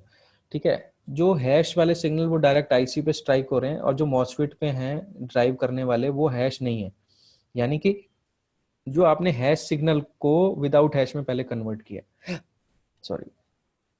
ठीक है, तो यहाँ पर एक छोटा सा मॉसफेट इन्होंने लगाया हुआ है कि सस्पी आएगा तो आपका ये डिसेबल हो जाएगा, डिसेबल, जब ये डिसेबल हो जाएगा तो ये भी डिसेबल हो जाएगा, ये अनेबल होगा तो ये भी अनेबल हो जाएगा। ठीक है, तो एसपी ये क्या है, सस्पी को हमें यहाँ पे इन्होंने डिसेबल करना है। तो जैसे ये डिसेबल हुआ यानी यहाँ पे 3 वोल्ट आई, तो ये क्या एन चैनल मॉसफेट, ये सिंपल लॉजिक है, इसमें कोई ज्यादा वो नहीं है। तो आप सब लोग इतने एक्सपर्ट हैं कि जो इस चीज को, मैं सिर्फ एक लॉजिक एक्सप्लेन कर रहा हूँ।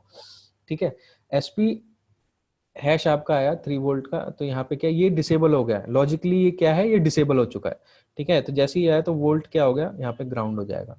अगर ये सिग्नल नहीं आता है तो ये क्या होता है, 5 वोल्ट से इसको पावर मिल रही होती है। ठीक है, क्योंकि ये ड्रेन टू सोर्स तो स्विच नहीं हुआ होता।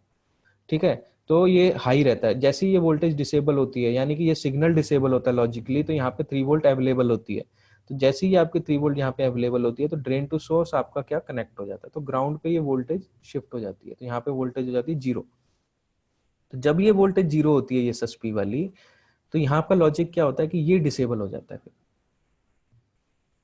ठीक है ना, जैसे ही ये डिसेबल होता है तो बी प्लस बायोस वाली जो हमारी सप्लाई है, ये कौन सी सप्लाई है, जो 19 वोल्ट से आपकी ड्राइव, ये देखो इसमें एक लॉजिक है कि ये कभी कभी यहाँ पर आपका 15 वोल्ट ऑलवेज यूज की जाती है, कभी कभी ये बी प्लस बायोस यूज किया जाता है, यानी ये वो 19 वोल्ट एक सिंपल मॉसफेट के थ्रू क्रॉस करके देते हैं। ठीक है, तो कभी कभी अगर आपको ये वोल्टेज नहीं मिले तो मैं तो सिंपल करता हूँ कि 19 वोल्ट यहाँ पे कनेक्ट कर देता हूँ इस लॉजिक लाइन में, लेकिन उसमें आपको ये ध्यान रखना है कि ये सिस्टम आपके डिस्कनेक्ट होने चाहिए। ठीक है ना, या तो आप इस लॉजिक को हटा दो, नहीं तो इस रेजिस्टेंस को हटा दो, इसको हटा दो, क्योंकि जब आप यहाँ पे कुछ सप्लाई देते हो तो उसका कुछ रिवर्स इफेक्ट कहीं नहीं होना चाहिए, तो आप इस लॉजिक को हटाना पड़ेगा आपको, इन वाले दो मॉसफेटों को। ठीक है ना, ये जेड QZ9 है, QZ2, तो ये इन लॉजिक को आप हटाओगे तो आप यहाँ पे 19 वोल्ट दो तो चलेगा। ठीक है ना, नहीं तो आप सिंपल, अगर ये लॉजिक नहीं हटाना चाहते हो और ये वोल्टेज नहीं आ रही है, ठीक है, तो आपने क्या करना है, ये तब जब ये वर्क नहीं कर रहा है, ठीक है ना, अगर आपका ये वर्क कर रहा है ये वाला सिस्टम, तो यहाँ पे आप एक सिंपल डायोड के थ्रू 19 वोल्ट दे दो यहाँ पे, ताकि उस 19 वोल्ट का रिवर्स इफेक्ट नहीं पड़े। तो एक डायोड के थ्रू आप देंगे तो यहाँ पे 16-17 वोल्ट मिलते हैं, तो भी ये लॉजिक वर्क करता है। ठीक है ना, तो ये छोटा सा एक ट्रिक है हमारा कि जिसके थ्रू हम जनरली काम, बहुत बार होता है कि ये वाली सप्लाई वर्क नहीं करती है। अभी ये सप्लाई कहाँ से आ रही है देख लेते हैं, ये भी थोड़ा सा रहेगा एक्सक्लूसिव। ये है ना, आप देखेंगे तो जितने भी आपके प्रोबुक सीरीज है ना, उनके अंदर इस सप्लाई से रिलेटेड बहुत फॉल्ट आता है। एचपी के ये वाला सिस्टम होता है, एक मॉसफेट होता है V प्लस के यहाँ पर 19 वोल्ट जो आपकी सेकंड मॉसफेट के बाद आ रही है, तो ये आपका सिस्टम है। ये पावर ओके, आपका पावर ओके कहाँ से आ रहा है, ये इस आना चाहिए आपका 3 वोल्ट या 5 वोल्ट या कहीं से आना चाहिए, देखो कहाँ से आ रहा है। ये नहीं आएगा तो आपका ये 3 volt and 5 volt power okay, यानी कि जब तक आपका 3 वोल्ट और ऑलवेज और ये वाली सप्लाई नहीं बन रही है, ये पावर ओके रिलीज नहीं होगा, तो ये पावर ओके वहां नहीं जाएगा और वो आपकी 19 वोल्ट रिलीज नहीं होगी। तो उस केस में ना आपका क्या होता है कि 3 वोल्ट 5 वोल्ट भी खराब हो सकता है। बहुत से केसेस में मैंने देखा है कि 3 वोल्ट 5 वोल्ट बन रही होती है लेकिन पावर ओके नहीं आता है, ठीक है ना। और ये वाला केस किसके साथ में होता है, अभी वहां पे आपको एक बड़ा इंटरेस्टिंग बात बताता हूँ कि ये वाली जो लाइन होती है पावर ओके वाली, ये रिज्यूम रीसेट के साथ जुड़ी हुई होती है। ठीक है ना, वहां उस केसेस में पावर ओके नहीं आता है। ठीक है ना, तो आपको सिंपल आईसी के ऊपर वर्क नहीं करना है, अभी आपको सस्पेंडेड सप्लाईज को भी चेक करना है चिपसेट की। अभी मेरे ख्याल से अगर मैं आपको दिखा पाऊँ, CQ40 का मेरे ख्याल से होता है, उसके अंदर पावर ओके आपकी जुड़ी होती है। एक मिनट रुको, देख लेते हैं एक बार, इसमें मजा आएगा। Four 101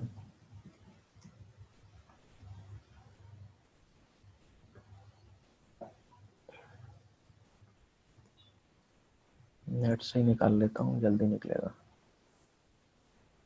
4101P। Hello hello hello, हाँ जी सर। सर, प्रोबुक 4420 का दिखाइए नहीं सर, मेरे को ये फॉल्ट उसमें मिला है। 4420 आता है ना प्रोबुक HP।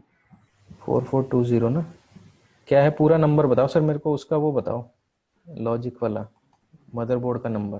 बोर्ड का नंबर तो ठीक है, आप जाने दीजिए, उसमें एक हाँ प्रॉब्लम मैं ये है। देखा, हाँ उसमें उसका और इसका लॉजिक सेम ही होगा। और ये ज्यादातर आईसी कौन सी यूज करते हैं, 51125। करेक्ट करेक्ट, ठीक। ठीक है ना, उस आईसी के साथ में ये लॉजिक मिलता है कि उसका पावर ओके आपके रिज्यूम रीसेट के साथ में जुड़ा हुआ हो। ठीक है ना, एक मिनट रुको, मैं इसको जरा शोइंग फोल्डर,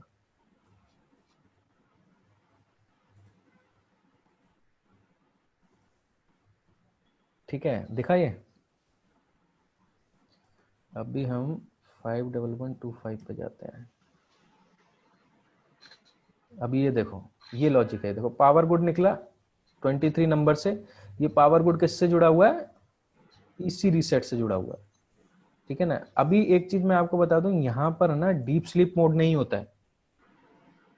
ये हमारे कौन सी सीरीज है, ये कौन सा वर्जन है ये हमारा, कोर टू डू है, डूल कोर, हाँ 9, ICH9 है।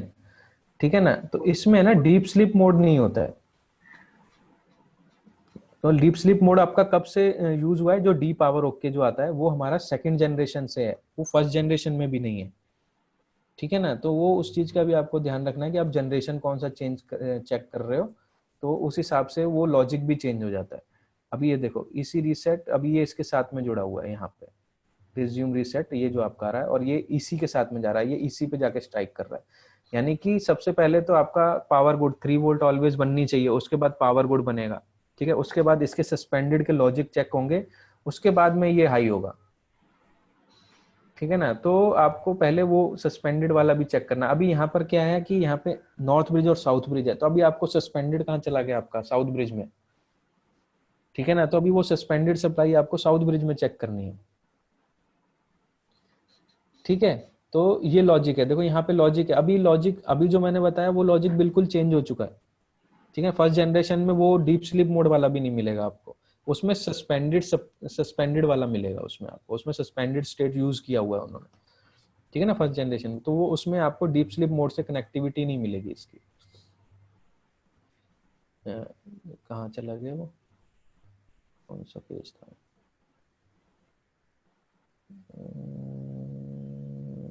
VS, हाँ ये। ठीक है ना, तो क्या होगा, जैसे ही आपका लो होगा ना सस्पेंडेड, यही बता रहे थे हम। ठीक है ना, सस्पी वाला आपका जैसे ही लो, ये डिसेबल हुआ, ये आपका लो हो जाएगा, ये हाई होना चाहिए। देखो इसमें हैश नहीं है, लो हो गया यानी कि ये डिसेबल हो गया, तो सस्पेंडेड स्टेट डिसेबल हुआ। ये सस्पेंडेड सिग्नल अगर ये पावर वाला डिसेबल हुआ, तो क्या होगा, ये जो आपकी ड्रेन टू सोर्स यहाँ पे शॉर्टिंग होती है, ये 19 वोल्ट इधर आया, रेजिस्टेंस के बाद 56K की रेजिस्टेंस है। ठीक है ना, तो यहाँ पे जब ये चीज ग्राउंड होती है तो यहाँ वोल्टेज पे उतना इफेक्ट नहीं पड़ता, फ्लो ऑफ करंट यहाँ से अपना जाने लगेगा बस। ठीक है, करंट मतलब इलेक्ट्रॉन यहाँ से मूव करेंगे उसकी टॉलरेंस के लिए, उसके लोड के लिए। ठीक है, तो ये आपका जैसे ही आपका ये डिसेबल होता है, ये शॉर्टिंग हटती है आपकी, ड्रेन टू सोर्स जो कनेक्टिविटी होती है वो डिस्कनेक्ट होती है, तो उससे क्या होता है, ये वाली हाई वोल्टेज आपके इस चैनल पे मिलती है, और ये ऑलवेज टू VS आपका ड्राइव होता है। ठीक है ना, तो ये हमारा क्या होता है, यहाँ पर ये हमारे जो हमारा सस्पेंडेड स्टेट जो है उसकी सप्लाई सारी एक्टिवेट हो जाती है। तो जब आपकी सस्पेंडेड स्टेट की सारी सप्लाईज एक्टिवेट हो जाती हैं, कौन कौन सी, 1.5 volt, 3 volt VS, 5 volt VS, 1.5 volt VS, ठीक है ना, जो आपकी प्रोसेसर में अगर वो लगा हुआ है तो क्या, मॉसफेट लगा हुआ है तो, ठीक है ना, और 1.8 वोल्ट या 8 वोल्ट वीएस, दोनों में से कोई भी वो यूज करते हैं, कई बार रन में, कई बार है ना वो रन कर देते हैं उसको और 1.8 को सिंपली इसमें यूज कर लेते हैं, ठीक है। तो ये 4-5 वोल्टेज आपको चेक करनी होती है, जैसे 1.5 टू 1.5 वीएस, ये भी सेम है, सस्पी से ही देखो एक्टिवेट हो रही है, ठीक है, मॉसफेट वाली है। और दूसरा इनके लिए ये आपका क्या होता है, एक ये लो वोल्टेज वाला ये फंडा होता है कि इसमें अगर आपका कनेक्टिविटी होती है तो यहाँ पे हाई एम्पियर कंजप्शन होने लग जाती है, तो वो क्या करता है कि वो बोलता है इसमें हाई एम्पियर कंजप्शन हो रही है, तो वो उसको वहां पे से शट डाउन कर देता है सप्लाई को। तो ये प्रोटेक्शन एक तरीके से आप लगा सकते हो कि उसी इन्हीं सप्लाईज के लिए प्रोटेक्शन है, या ईसी क्या कहते हैं उनको हम, कुछ एक सर्किट के अंदर जो हमारे जरूरी होते हैं फंडे उसके लिए होता है। तो ये हमारी जब सप्लाई जनरेट होती है तो ये हमारी कहाँ जाएंगी,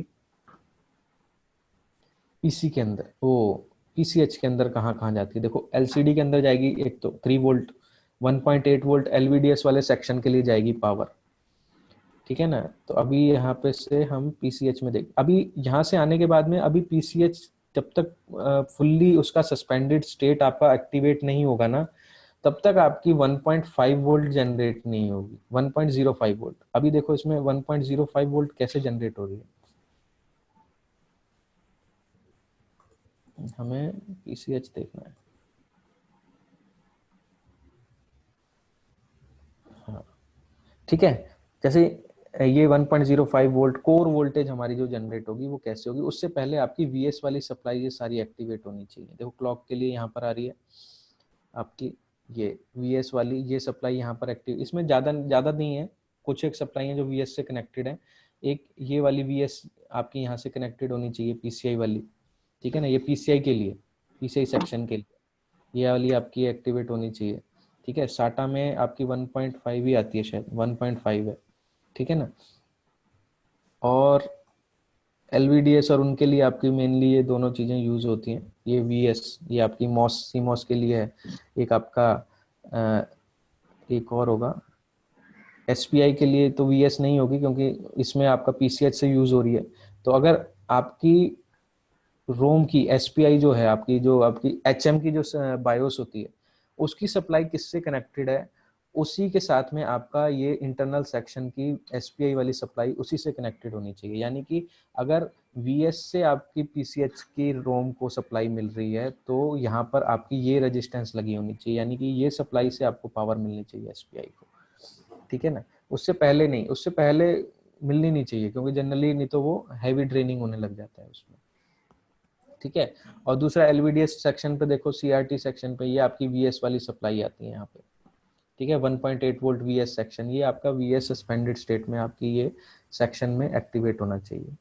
तो ये हमारा क्या है, अभी यहाँ से आने के बाद में आपका पावर मैनेजमेंट का सेक्शन वाइज एक्टिवेशन चालू हो जाता है, ठीक है। उसमें अभी वो क्या करेगा कि आपके सेक्शंस को टारगेट करेगा कि पर्टिकुलर सेक्शन में कौन कौन सी सप्लाई आपकी एक्टिवेट हुई है कि नहीं हुई है।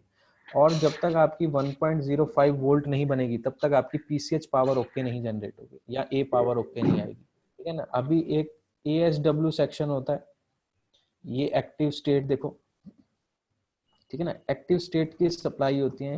एएसडब्ल्यू कहाँ गया, अभी आया तो था, ये वाली क्या है आपकी 1.05 वोल्ट से आपकी ये जनरेट हो रही है। तो जब तक आपकी ये सप्लाई इस पे नहीं आएगी तब तक आपकी वो पावर ओके और एएसडब्ल्यू वाली जो हम देख रहे थे वो दोनों आपकी एक साथ जुड़ी हुई हैं, तो वो हाई नहीं होगा।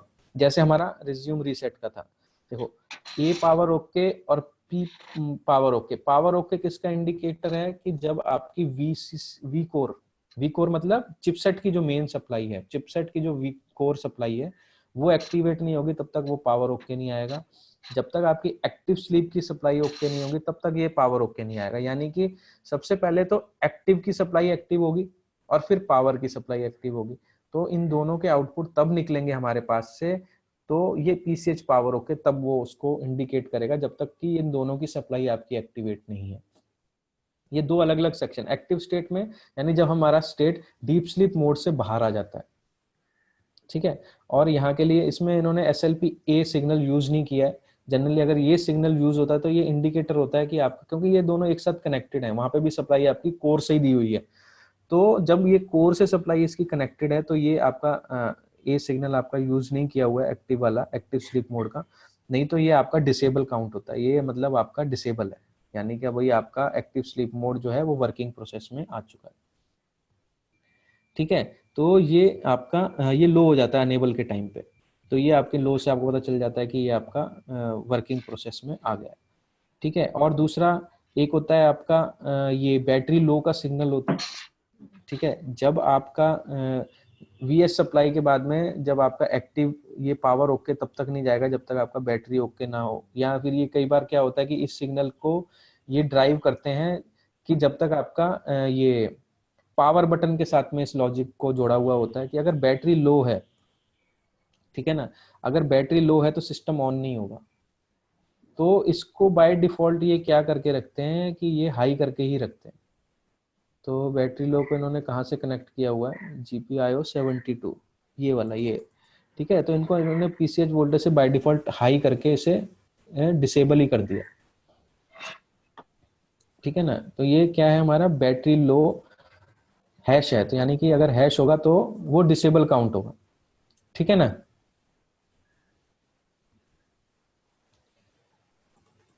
इन PCH नो पिन आउट्स, नहीं वो तो आपको क्या करना होगा, शिवराम सर पूछ रहे हैं कि अगर PCH में तो पिन आउट हम नीचे से हमारा होता ही नहीं है, तो हम उसके पिन आउट पे हम कैसे चेक करेंगे। तो आपको ये लॉजिक देखना पड़ेगा सर, ठीक है ना, क्योंकि कई बार होता है कि पॉइंट जैसे ये रजिस्टर मैं बोल रहा हूँ कि इस पे चेक करो, तो आपको ये रेजिस्टेंस पे चेक करना पड़ेगा, ठीक है ना। तो अगर इसके बीच में और उसके बीच में से अगर कोई ट्रैक कट गया है तो आप एक एज्यूम कर सकते हो उसको, तो उसको एक श्योर शॉट आप नहीं बोल सकते हो, नहीं तो फिर आपको क्या करना पड़ेगा, पहले PCH निकालना ही पड़ेगा अपना, PCH निकाल के और फिर इस रेजिस्टेंस से आप A10 नंबर के साथ में A10 के मैट्रिक्स पे आप इसकी कनेक्टिविटी चेक करनी पड़ेगी आपको। तो ये इस तरीके से वो चेक कर सकते हो, बिना निकाले आप उसके अंदर तो चेक कर ही नहीं सकते। कुछ चीजें होती हैं जिनके पॉइंट आउट हम, जैसे प्रोसेसर में मैंने लास्ट टाइम दिखाया था कि जो अपना ऑनबोर्ड प्रोसेसर है उनके ऊपर हमने ऊपर के पॉइंट मैंने चेक किए थे, उसके ऊपर के यहाँ से हमें पता चल जाएगा कि ये आपका डीकपलिंग वोल्टेज एक्टिवेट है कि नहीं है, RTCU इंटरनली एक्टिवेट है कि नहीं है। तो PCH के ऊपर जो पॉइंट है उनके ऊपर से हम एक आध जो पॉइंट है वो वोल्टेज हम चेक कर सकते हैं, जैसे कि आपका सस्पेंडेड वाली 3.3 वोल्ट हमें मिलती है, ठीक है। तो ऊपर PCH के ऊपर जो एक कैपेसिटर होता है उसके ऊपर हम ये देख सकते हैं कि हमारा सस्पेंडेड की 3.3 वोल्ट हमारी एक्टिवेट हुई कि नहीं हुई। तो अभी V कोर जब बनेगी ना, उसकी कोर वोल्टेज जो बनेगी चिपसेट की, तो वो काम करेगी, ठीक है। तो लॉजिकली हम वैसे चेक नहीं कर सकते हैं, अभी ये हमारा एक्सपीरियंस या उसके ऊपर है कि हम उसको कैसे फाइंड आउट करके रखें। जैसे मान लीजिए मैंने अभी 3542 के बारे में पता करना है या 3521 के बारे में मुझे पता करना है, ठीक है ना।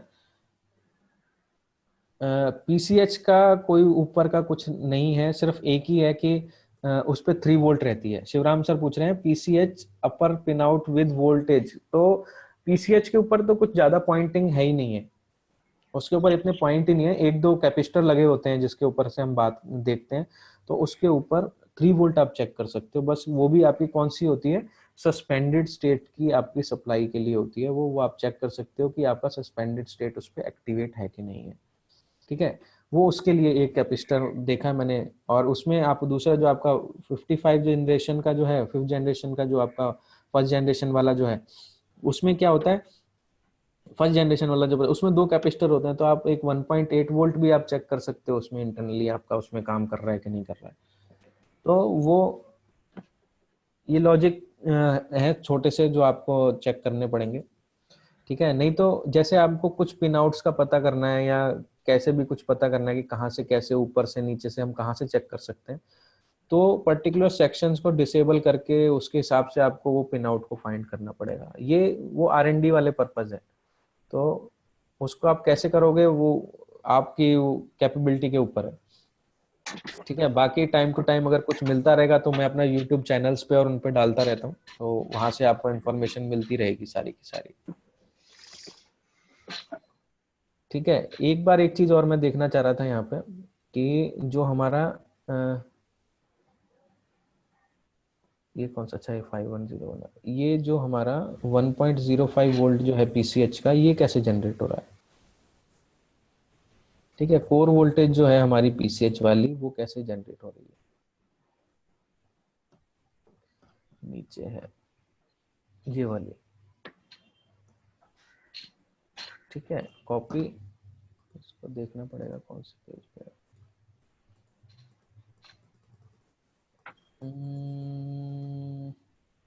पावर में ही होना चाहिए वैसे तो।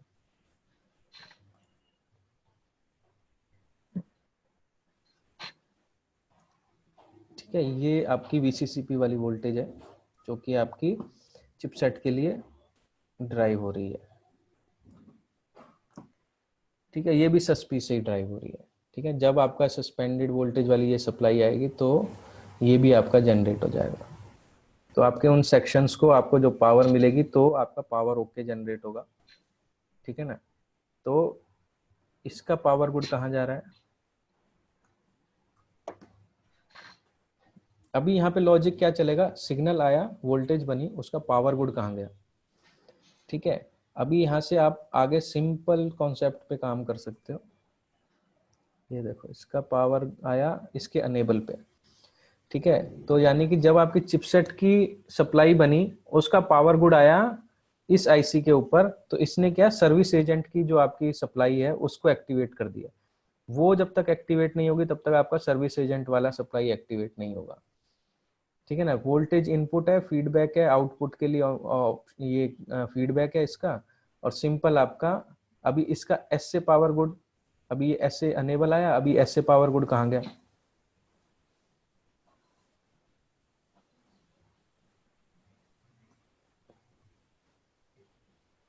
एस से पावर गुड आपका यहाँ पे रिलीज होके आ गया।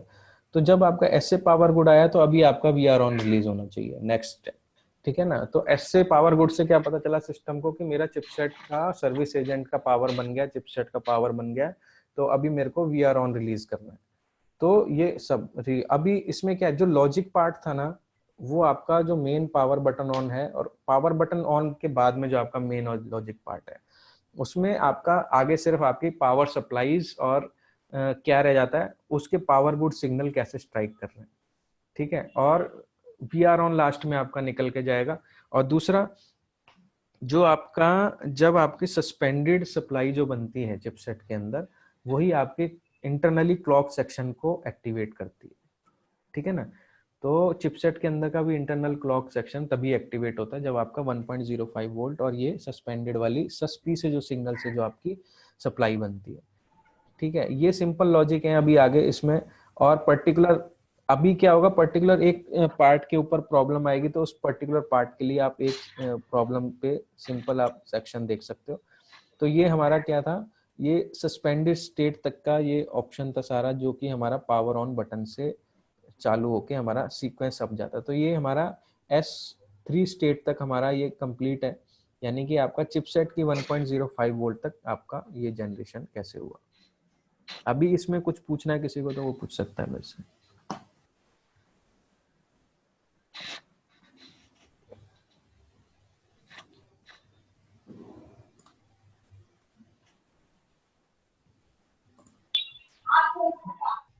किसी को कुछ पूछना है?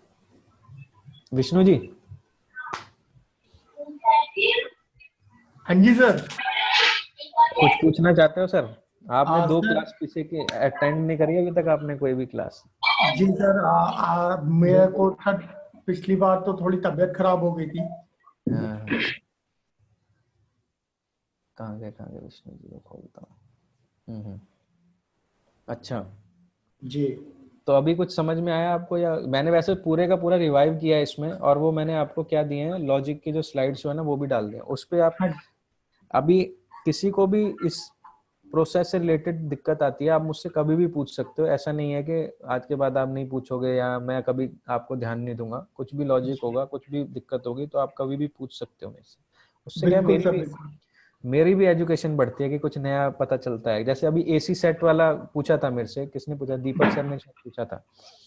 तो उसमें क्या था कि उसमें मैं भी कंफ्यूज हो गया था उस दिन उनको बताने में, लेकिन अभी उसके लिए फिर अभी उस वाले का जब मैंने डायग्राम बनाया ना, तो वो मेरे को भी क्लियर हुआ उसमें कि एसी इन के साथ में एसी प्रेजेंट कनेक्टेड है, नहीं तो वो एसी इन जो है आपका आईओ में जाएगा और आईओ या ईसी ही उसको रिप्रेजेंट करेगी कि मेरा एसी कनेक्शन कनेक्टेड है।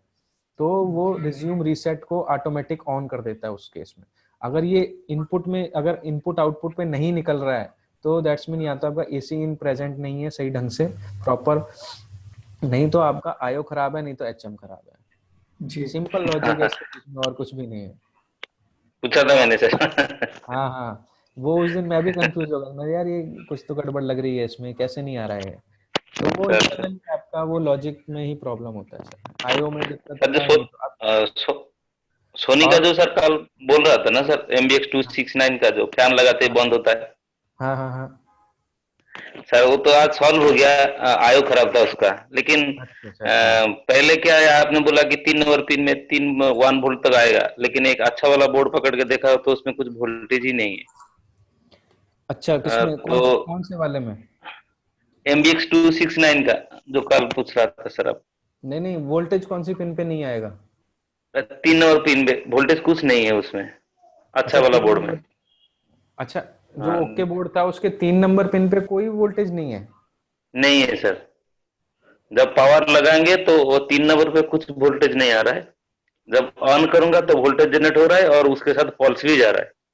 तो वो तो मतलब 3 नंबर पिन कौन सी, जो वी सेट वाली जो पिन है, जो नहीं, आयो से, ये था सर भी फैन वाला जो है। जो आउटपुट वाली जो पिन है? हाँ सर, आउटपुट वाली। तो आउटपुट वाली पिन से वो लॉजिक कैसे हुआ, आयो कैसे खराब हुआ उसमें? मतलब कुछ कुछ मिला उससे रिलेटेड? मतलब वो तो आउटपुट था, तो इनपुट पे ये सर होना चाहिए। फैन का जो रोटेशन का जो RPM वाला सिग्नल आयो को जो जाता है ना, हाँ हाँ हाँ हाँ हाँ, अच्छा। वो वाला सर अच्छा वाला बोर्ड में मैंने चेक किया, उसमें खाली वोल्टेज कुछ नहीं है, लेकिन हाँ, ये खराब जो बोर्ड था उसमें चेक किया तो 1 पॉइंट समथिंग वोल्टेज आ रहा था। तो ओके मैंने ओके डाउट ओके, किया आयो का कुछ गड़बड़ हो सकता है, शायद कुछ हाँ हाँ हाँ प्रॉब्लम है। हाँ तो आयो को जब मैंने चेंज कर दिया तो वोल्टेज वहां पर कुछ दिखाया नहीं, हाँ जब हाँ। ऑन किया तो फिर वो पल्स जानने शुरू हो गया, अरे वेरी तो गुड काम वेरी हो गुड, गया। चलो बढ़िया है सर, ये तो सही, मतलब कि आपका लॉजिक में अपने पास सिर्फ, क्योंकि लास्ट टाइम मेरे पास एक आया था ऐसे ही, तो उसमें फैन हाँ खराब, सर। उसमें फैन हाँ खराब हुआ था, उसमें भी यही होता था कि पल्स धीरे धीरे धीरे बढ़ के ना एकदम से बंद हो जाता था फैन। सर, वही इसी चक्कर में सर आज 2 बॉडी उठ गया, जो MBX 250 का भी पूछ रहा था आपको सर, हम्म, उसका भी वही हाँ चक्कर है सर। फैन घूमता है, ठीक ठाक घूमता है, हाँ ज्यादा हाँ। जब हीट होता है तो वो वाला पल्स धीरे धीरे कम होता है, कभी आता है कब चला जाता है। तो उसको अभी फैन चेंज कर दिया, वो वाला सॉल्व हो गया जो आधा घंटा 15 मिनट में बंद होता था। अच्छा वो फैन से सॉल्व हो गया? हाँ, एक 250 वाला फैन से सॉल्व हो गया। ये टू अच्छा सिक्स अच्छा, नाइन वाला जो फैन लगाते ही बंद होता था, ऑन नहीं हाँ हो रहा वो था, आया था वो सर। सर आज। अच्छा अच्छा, चलो बढ़िया है सर, दो मतलब एक ही फॉल्ट में दो दो कंडीशन, कुछ भी हो सकता है। चलो बढ़िया है, ठीक है सर। और कुछ मुझसे कुछ पूछना है तो, और अभी क्या है कि इसके ऊपर स्टडी कर लो, ठीक है ना? तो अभी मैं कुछ हाँ ट्यूटोरियल सर। आपको भी अभी आपको टेलीग्राम पे कुछ ट्यूटोरियल बना के डालूंगा मैं, ठीक है ना? दिसंबर तक, आपके 10 दिसंबर तक आपको कुछ और ट्यूटोरियल बना के डालता रहूंगा। उसके बाद मैं ये ग्रुप चेंज कर दूंगा सर, फिर आप सब इस जो नेक्स्ट बैच में होंगे वो इस ग्रुप में रहेंगे और बाकी सब फिर आउट हो जाएंगे सर, ठीक है ना? तो कोई बुरा बुरा मत मानना कि ये सर ने क्यों निकाल दिया या ऐसा कुछ नहीं है, वो सिर्फ स्टूडेंट वाला बैच है तो उस वजह से है वो, ठीक है ना? जी जी, ठीक ठीक है सर, ना? ठीक। तो हाँ, तो 10 तारीख तक आप हो इसमें, तो जो नए पार्टिसिपेंट आएंगे हो सकता है फर्स्ट क्लास भी आपको उसमें मिलेगी, तो अपन फिर देखेंगे सर, ठीक है ना सर? आज सर मेरे एक क्वेश्चन था। हम्म। आज सर जो मेरे आप पिछली क्लास मिस हुई है, तो वो मुझे हम्म। फिर से आप रिकॉर्डिंग ऑन करेंगे सर? हाँ, मैं बीच में एक दिन किसी दिन ये सब कर दूंगा आपके लिए, कोई दिक्कत नहीं। वो ऑनलाइन उसमें स्टोर अभी भी ये क्लाउड पे ये वाला स्टोर हो रहा है, तो मैं एक दिन बीच में ना 4 घंटे का एक टाइम निकाल के ना, वो 12 घंटे के लिए 6 घंटे की मेरे ख्याल से चलेगी, जी। एक बार ऑन कर दूंगा आपको मैं, तो आप लॉग इन करके यहीं पे इसी क्लास में ऐसे ही लॉग इन करके आप चेक कर देख सकते हो सर, कोई दिक्कत नहीं है उसमें। वैसे बाकी जो आज जो मैंने बताया ना वो सारा ठीक है सर, सारांश है चलेगा। सर। तो सर आप ये मुझे क्या चीज?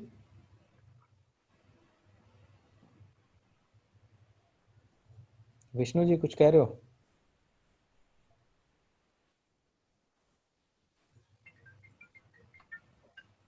शिवराम सर ने पूछा है कि फैन कैसे चेक करेंगे, कहाँ पे है पार्टिसिपेंट, कहाँ है message, how to check fan supply okay और नॉट। ठीक है, चलो इस पे भी एक थोड़ी देर ले लेते हैं। फैन, ठीक है, ये हमारा फैन कंट्रोल है। ठीक है, तो यहाँ पर हमारा क्या है, जैसे कि अभी हम डिस्कस कर रहे थे जो कि फैन का इनपुट क्या है, जो हमारी फैन की जो अनेबल है वो कहाँ से आ रहा है, हमारा आयो से। ठीक है, और फीडबैक भी आयो को जा रहा है, लेकिन वो दूसरा था, इसमें कहाँ से जा रहा है, फैन स्पीड ये भी जा रहा है, और इनपुट जो वी सेट है वो हमारा आयो से आता है। ठीक है, तो जो हमारा लॉजिक क्या होता है इसमें, हमारा इसमें लॉजिक ये होता है कि जो हमारा थर्मल सेक्शन होता है वो हमारा एसएम बस पे कम्युनिकेशन करता है आयो के साथ में। तो टेम्परेचर की इंफॉर्मेशन वो आयो को प्रोवाइड करता है, और आयो अपने प्रोग्राम जो ईसी का उसका प्रोग्राम होता है उसके हिसाब से फैन की रोटेशन को कंट्रोल और स्पीड को हाई और लो करता है। ठीक है ना, तो ये कभी कभी क्या होता है, इसमें तो आयो के थ्रू हो रहा है, लेकिन किसी किसी में क्या होता है इंडिविजुअल थर्मल सेंसर से डायरेक्ट कंट्रोल किया जाता है। ठीक है, जैसे 5010 में शायद ऐसा है। ठीक है, तो यहाँ पर क्या होता है कि जब आपका टेम्परेचर का इंफॉर्मेशन आता है यहाँ पे, तो यहाँ पे क्या होता है कि फैन की जो यहाँ पे वोल्टेज सेट होती है, यहाँ पे हमारी क्या 5 वोल्ट, तो जो हमें आउटपुट मिलेगी ना वो मैक्सिमम 5 वोल्ट मिलेगी। ठीक है, तो वो 5 वोल्ट जब इस पे मिलती है यहाँ पे, तो हमारा फैन घूमता है, फैन की पावर ये हमारी मिलती है ग्राउंड से। ठीक है, और जब ये ग्राउंड से पावर मिलती है तो ये हमारा फैन घूमता है, और उसके बीच में एक आपका इनपुट सिग्नल होता है जो कि हमारी फैन की स्पीड के आरपीएम को बताता है कि हमारा इस पे जो हमारा इंटरनल जो फैन जो जिस स्पीड पे घूमेगा उस हिसाब से यहाँ पे वोल्टेज कम्युनिकेशन होती है, जो कि हमारी आईओ को इन्फॉर्मेशन देती है कि इस फैन का अभी आरपीएम कितना है। तभी वो हमें बता पाता है कि फैन कम घूम रहा है कि ज्यादा घूम रहा है। ठीक है, तो ये प्रोग्राम कहाँ होता है, ये प्रोग्राम आपके ईसी बायोस के अंदर इंटीग्रेट होता है, ये उसके अंदर प्रोग्रामिंग होती है कि आपको कितने बिट पे क्या करना है, ये सीरियल कम्युनिकेशन होता है। तो जनरली अगर आप यहाँ पे देखेंगे ना फैन स्पीड पे, तो इसके ऊपर आपको पल्स दिखाई देंगी। तो ये क्या होता है, जब आपका सेंस करता है तो यहाँ पे आपकी वोल्टेज दी जाती है वी सेट के ऊपर, तो इस वोल्टेज के आधार पे ना आपकी इनपुट से आउटपुट की वोल्टेज ड्राइव होती है। ठीक है, और जब वो वोल्टेज ड्राइव होती है तो फैन घूमता है, और फैन की ये बीच में रेफरेंस वोल्टेज आपकी आईओ को जाती है। तो जो आपकी वोल्टेज सेट होती है, जैसा कि जनरली मैंने जो आईसीस के अंदर जो मैंने जो इसका वर्किंग प्रोसेस क्या होता है कि जो आपकी अनेबल वोल्टेज जो सेट होती है उसका 1.5 वोल्ट एक्स्ट्रा, मतलब 1.5 गुना जो होता है, मतलब मान लीजिए अगर यहाँ पे 1 वोल्ट सेट है यहाँ पे, तो हमें आउटपुट पे 1.5 वोल्ट मिलेगी। ठीक है, 1.5 टाइम्स एक्स्ट्रा हमें आउटपुट वोल्टेज मिलती है जितनी वोल्टेज हम वी सेट के ऊपर सेट करके रखते हैं। तो ये वोल्टेज क्या होती है, ये वोल्टेज हमारी आईओ से ड्राइव होती है, जैसे जैसे ये बढ़ती है वैसे वैसे ही आउटपुट की वोल्टेज बढ़ती है और फैन की स्पीड ज्यादा ज्यादा होती है। ठीक है, तो ये हमारा वोल्टेज कैसे बढ़ती है, ये पल्स में हमें होती है, लेकिन वोल्टेज हमारी फैन के हिसाब से ही जाती है, 5 वोल्ट पल्स रेट में ही जाता है। तो ये आप डीएसओ से चेक कर सकते हो कि ये पल्स रेट आपका कैसे बढ़ रहा है और कैसे घट रहा है। तो अभी जो दीपक जी के साथ में जो प्रॉब्लम हो रहा था वो ये हो रहा था कि यहाँ पे वोल्टेज आपकी बढ़ती जाती थी और ये आउटपुट बढ़ती जाती थी, और यहाँ पे से आपकी वोल्टेज भी शायद इंक्रीज हो रही थी। तो उससे क्या होता था कि वो एक उसको इंफॉर्मेशन मिलती थी कि अभी ये आरपीएम बहुत ज्यादा घूम रहे हैं या कुछ फंक्शन कुछ ज्यादा होने लग गया, तो इंटरनली वो उसकी कैलकुलेशन गड़बड़ा के वो उसको बंद कर देता था। लेकिन अगर वो सेंस वाली पिन को डिस्कनेक्ट कर देते थे तो चलता था प्रॉपर, लेकिन उसमें उस केस में आरपीएम की इंफॉर्मेशन शायद अंदर नहीं जाएगी आईओ के पास में। तो इसका लॉजिक सिंपल है कि सबसे पहले तो फैन की पावर आनी चाहिए आपकी वीएस वाली, सस्पेंडेड स्टेट वाली सप्लाई है जो सस्पी से जो अनेबल हो रही है, यानी फैन बाद में ऑन बटन के बाद में ही काम करेगा। ठीक है, तो Vs पे अनेबल वोल्टेज और इन वोल्टेज दोनों एक ही पॉइंट पे दे दी, यानी 5 वोल्ट से ही अनेबल हो जाएगा, 5 वोल्ट से ही इन हो जाएगा। ठीक है, इनपुट वोल्टेज होगी, अनेबल वोल्टेज होगी। अभी हमें फैन घुमाने के लिए आउटपुट वोल्टेज चाहिए। ठीक है, तो आउटपुट वोल्टेज के लिए हमारा V सेट करके ये पॉइंट है, यानी कि वोल्टेज सेट। तो इस पे जो वोल्टेज हमें आयो से मिलेगी, या आप इसको मैनुअली भी कर सकते हो। अगर आप इसको काट दोगे और यहाँ पे मैनुअली ड्राइव कर दो तो भी ये परमानेंट घूमने लग जाता है। आरपीएम अगर अंदर उसमें कोई प्रॉब्लम है रीडिंग में, तो वो फिर प्रॉब्लम देगा आपको। ठीक है ना, तो जनरली क्या होता है कि इस पे वोल्टेज सेट जो कही होती है उसका 1.5 गुना वोल्टेज हमें आउटपुट पे मिलता है और फैन उससे घूमता है। और उस फैन से बीच में से एक रेफरेंस वोल्टेज जाती है जो आरपीएम की इंडिकेटर होती है, वो हमें आयो को देती है कि आरपीएम किस हिसाब से फैन के घूम रहे हैं, यानी फैन किस स्पीड से घूम रहा है। जनरली ये क्या होता है, ये एक वोल्टेज होती है जो नेगेटिव पॉजिटिव, क्योंकि अंदर फैन होता है। जैसे हम क्या करते हैं कि एक जैसे कि क्या बताऊं आपको कि वाइंडिंग के आसपास जो आपके मैग्नेट को घुमाते हैं तो वोल्टेज बनती है। जैसे हम मोटर को खाली घुमाते हैं तो अपने हाथ से घुमाते हैं तो वोल्टेज बनती है इनपुट पे। तो सेम जब इस वोल्टेज से फैन घूमता है तो इस पे भी एक वोल्टेज जनरेट होती है उसी की वजह से इंटरनली। ठीक है, तो उस मैग्नेटिक फील्ड की वजह से जो वोल्टेज जनरेट होती है उससे उसको पता चलता है कि फैन कितनी स्पीड से घूम रहा है। ठीक है ना, ये हमारा फैन का सिंपल फंडा है, इसमें कुछ ज्यादा नहीं है। बाकी इस सिग्नल से रिलेटेड और थोड़ा स्टडी कर सकते हो आप। इसमें सिर्फ 2 सिग्नल पे, इनपुट पे आउटपुट सिग्नल डिपेंड है, और फिर इस इनपुट पे ये आउटपुट, दोनों एक दूसरे के कंपैटिबल रहते हैं। अगर ज्यादा घूम रहा है तो वो फिर वोल्टेज को कम कर देता है। ठीक है ना, कि कम ठंडा हो गया तब इसको कम कर दो। और अगर यहाँ पे जो फीडबैक कम आ रहा है, यहाँ पे वोल्टेज कम आ रही है, तो उसको लगता है कि फैन कम घूम रहा है, तो यहाँ पे वोल्टेज रेगुलर बढ़ती रहती है, तो वो उस स्पीड पे उसको फीडबैक नहीं मिल पाता। हाँ जी सर। सर हाँ जी सर, पूछिए सर।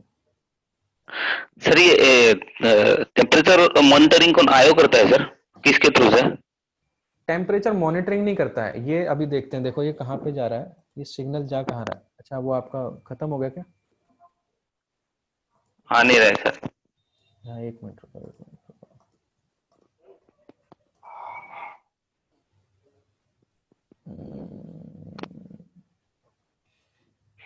अच्छा, वो मैंने बंद कर दिया है।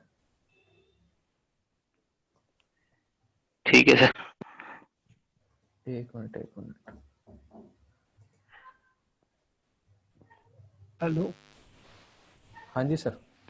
सर जी, एक ना मेरे पास एक बोर्ड आया था अभी 3542 13269, तो उसमें ऑन ऑफ स्विच पे एक रजिस्टर लगा हुआ था पुल अप के लिए 3.3 के लिए, तो उसमें वोल्टेज 3.3 था और ऑन ऑफ स्विच पे 2.4 वोल्टेज आ रहा था।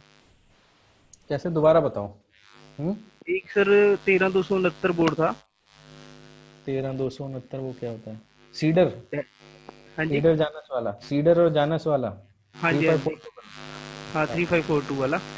हम्म। तो उसमें एक रजिस्टर लगा हुआ है PR2425 PR? On off switch 2425, sorry R2425। अच्छा। तो उसके एक तरफ तो 3.3 से पुल अप किया हुआ था उसको, यानी कि ऑन ऑफ स्विच को, तो दूसरी हाँ तरफ हाँ। ऑन ऑफ स्विच पे 2.4 बन रहा था। अच्छा, जैसे इसमें भी, यहाँ पे भी आप सामने पड़ा हुआ है 3.3। हाँ मतलब 2 वोल्ट से ऊपर होना चाहिए वैसे, जनरली 1.7 वोल्ट से ऊपर रहेगा तो चलेगा वो। अच्छा, वो 2.4 से कोई इशू नहीं है? नहीं नहीं नहीं, कई बार उसमें कम होता है वोल्टेज, तो वो इंटरनली उसमें क्या होता है कि लोड की वजह से वो हो जाता है वोल्टेज डाउन, क्योंकि वो मेरे ख्याल से 300 मिली एम्पियर का ही होता है सिर्फ, जो लाइन होता है ना। तो उस वजह से अगर उस पर कहीं पे एक्स्ट्रा लोड आ रहा हो इंटरनली, या कोई सेक्शन पहले से ही एक्टिवेट हो, या फिर कई बार क्या होता है कि लीड स्विच की वजह से कुछ प्रॉब्लम होती है, तो लेकिन वो चलता है उससे। कई बार तो 2.4 भी रहता है उन बटन्स के ऊपर ना, उसमें कोई दिक्कत नहीं है। इससे कोई इशू नहीं है? तो वो 1.7 वोल्ट से ऊपर रहेगा तो काम करेगा जनरली, या 2.0 से आप ऊपर मान के चलो, 2.0 से अगर ऊपर रहेगी ना वोल्टेज ऑन ऑफ बटन पे, तो वो काम करेगा आपका, उससे ऊपर ही रहना चाहिए। इससे ऊपर नहीं। ठीक है। ठीक है, ठीक है सर। सो आज की ये क्लास खत्म होती है। अभी नेक्स्ट बैच मेरा दिसंबर से चालू होगा, तो उसके अंदर जिसने पार्टिसिपेट करना हो मैं इंफॉर्मेशन डाल दूंगा उसमें कि कौन कौन से, अभी मैंने टॉपिक्स नहीं निकाले हैं, थोड़ा स्टडी करके उनको मैं निकालता हूँ, फिर आपको बताऊंगा। तो अगर किसी को वो सीखना हो तो आप कर सकते हो। आज के लिए ये क्लास यहीं ख़त्म है, तो नेक्स्ट बैच में जो होगा उसके साथ फिर मिलेंगे। Thank you guys, have a nice day. Thank you sir. Thank you sir, thank you.